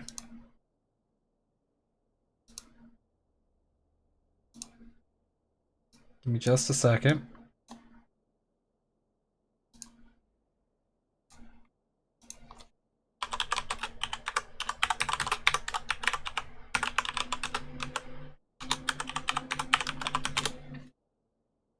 Okay. So, the bonuses to the EVE Online Nightmare is it gets a 30% bonus to afterburner velocity, just like the one, well, similar to the one that's in here. And what's the max speed I get with my Phantasm? I'll show you in a second. For a Mar Battleship bonus, it gets 7.5% bonus to large energy turret tracking speed per level. And then it has a roll bonus of 150% bonus to large energy turret damage. 150% bonus. So the Nightmare screams damage. And it also has that maneuverability. And EVE Online, you have things called laser crystals, which allow you to modify your lasers to work in different ways than they would base. And you also have like tracking computers. And then inside of the tracking computer, you actually have like commands that you can give the tracking computers to make them work differently. So there's a lot of different options you have on EVE Online to change the functionality of things work. So the Nightmare can actually just do some crazy insane damage, and it can do damage from extremely far away by using the right laser crystals, or it can do damage up close, and with the right tracking computers and everything, with the running the right scripts, then it can hit things really easily. And so it's just all around an amazing ship. And with the speed bonus, because you do have the options to use the tracking computers with the scripts and everything like that, you can actually take advantage of the speed bonus and be moving around quite quickly to do what you need to do. Now, if we put that in comparison to the Nightmare here, let's just take a look and try to do a one-off and see what's different about it. So the Nightmare here, you're going to get 50% laser damage instead of 150. So nowhere near as much damage. You still do get the 7.5 laser tracking speed, so it can track a bit better, but we don't have the same tracking computers running scripts on our game here for EVE Echoes that they do on EVE Online. It still has the afterburner velocity bonus, but without having the scripts and the laser crystals to modify your lasers to be able to hit accurately, battleships most of the time want to sit still. You don't really want to move very fast, or you want to be going in a straight line to make things chase you. So it's very weird the way that they have this worked out. I think the real big problem here is the lack of the damage. This only plus 50% damage instead of 150% damage is really makes it off-putting.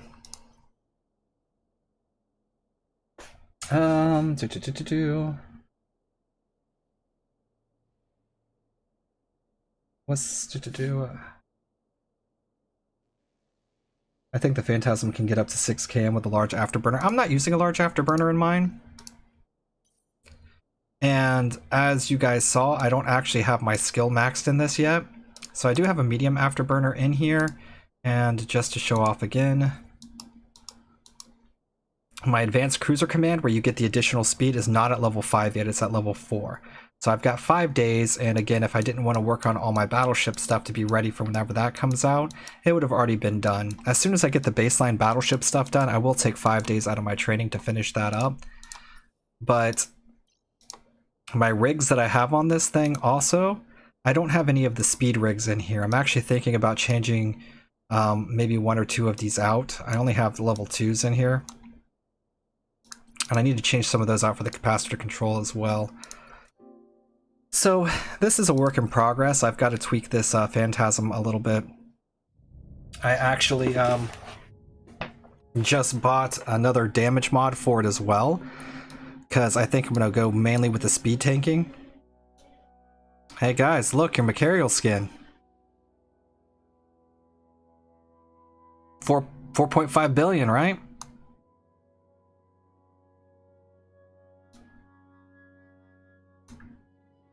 So right now, mine with the afterburner is going, which we can look.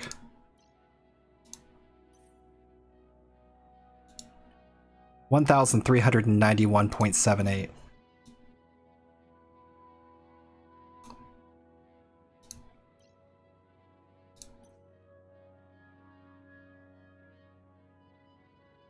So yeah, I could see 6km with large afterburner and the right skills.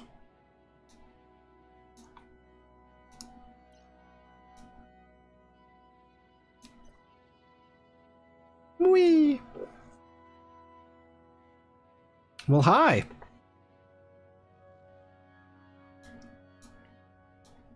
Oh. So that's you I'm orbiting. I wondered about that. I was like, you got the skin, you got your Macarial all skinned up. Congratulations. That is a very nice skin.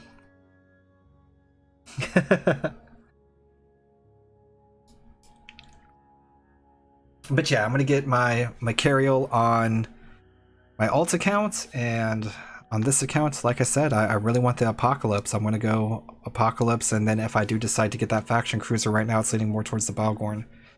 I think if the Nightmare does get adjusted, now the one thing that the Nightmare doesn't really do on EVE Online that it does here is on here it gets that shield boost thing, which gives them all that extra armor and stuff for that. That, I don't know, that module's kind of weird to me.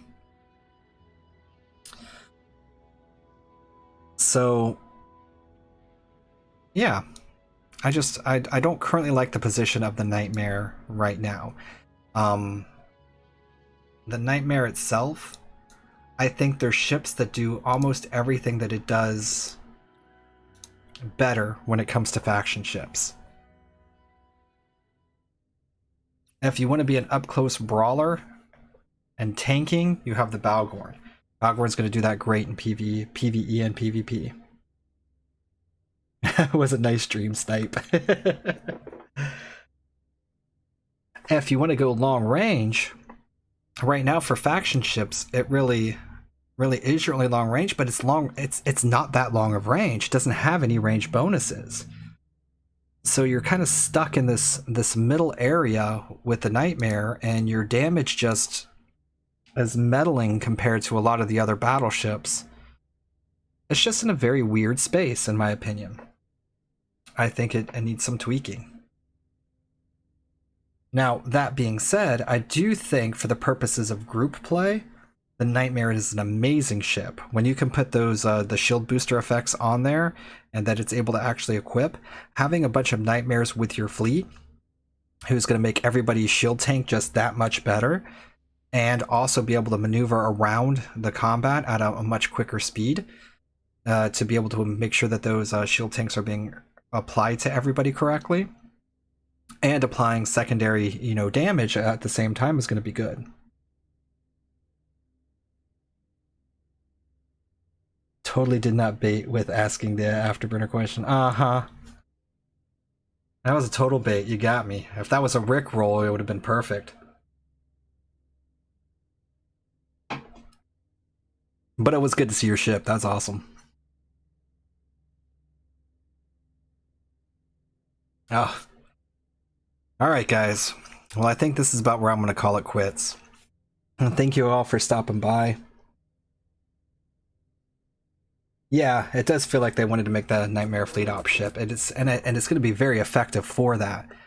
But for the purposes of what I do, which is mainly solo play and PvE, the Nightmare just doesn't perform like the other ships do. So where I think it's going to be awesome in fleet battles and stuff like that, maybe it'll actually be awesome too in dead space encounters. So like a Nightmare might, I don't know, I don't do a lot of any dead spaces at all.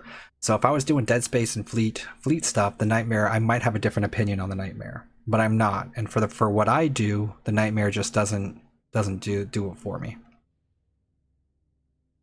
However, if I do end up in a corporation out in nullsec, that might change. If I'm doing dead spaces, I might be like, hey, I love being able to support people with this shield and be able to apply damage and all of that.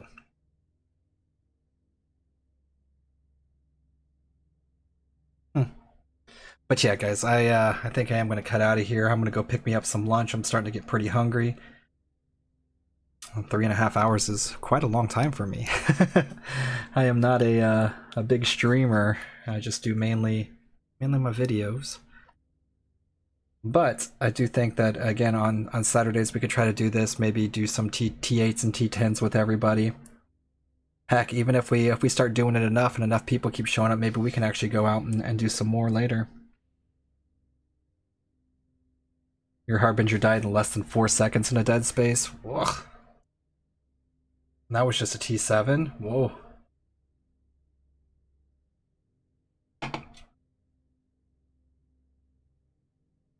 Yeah, dead spaces are brutal.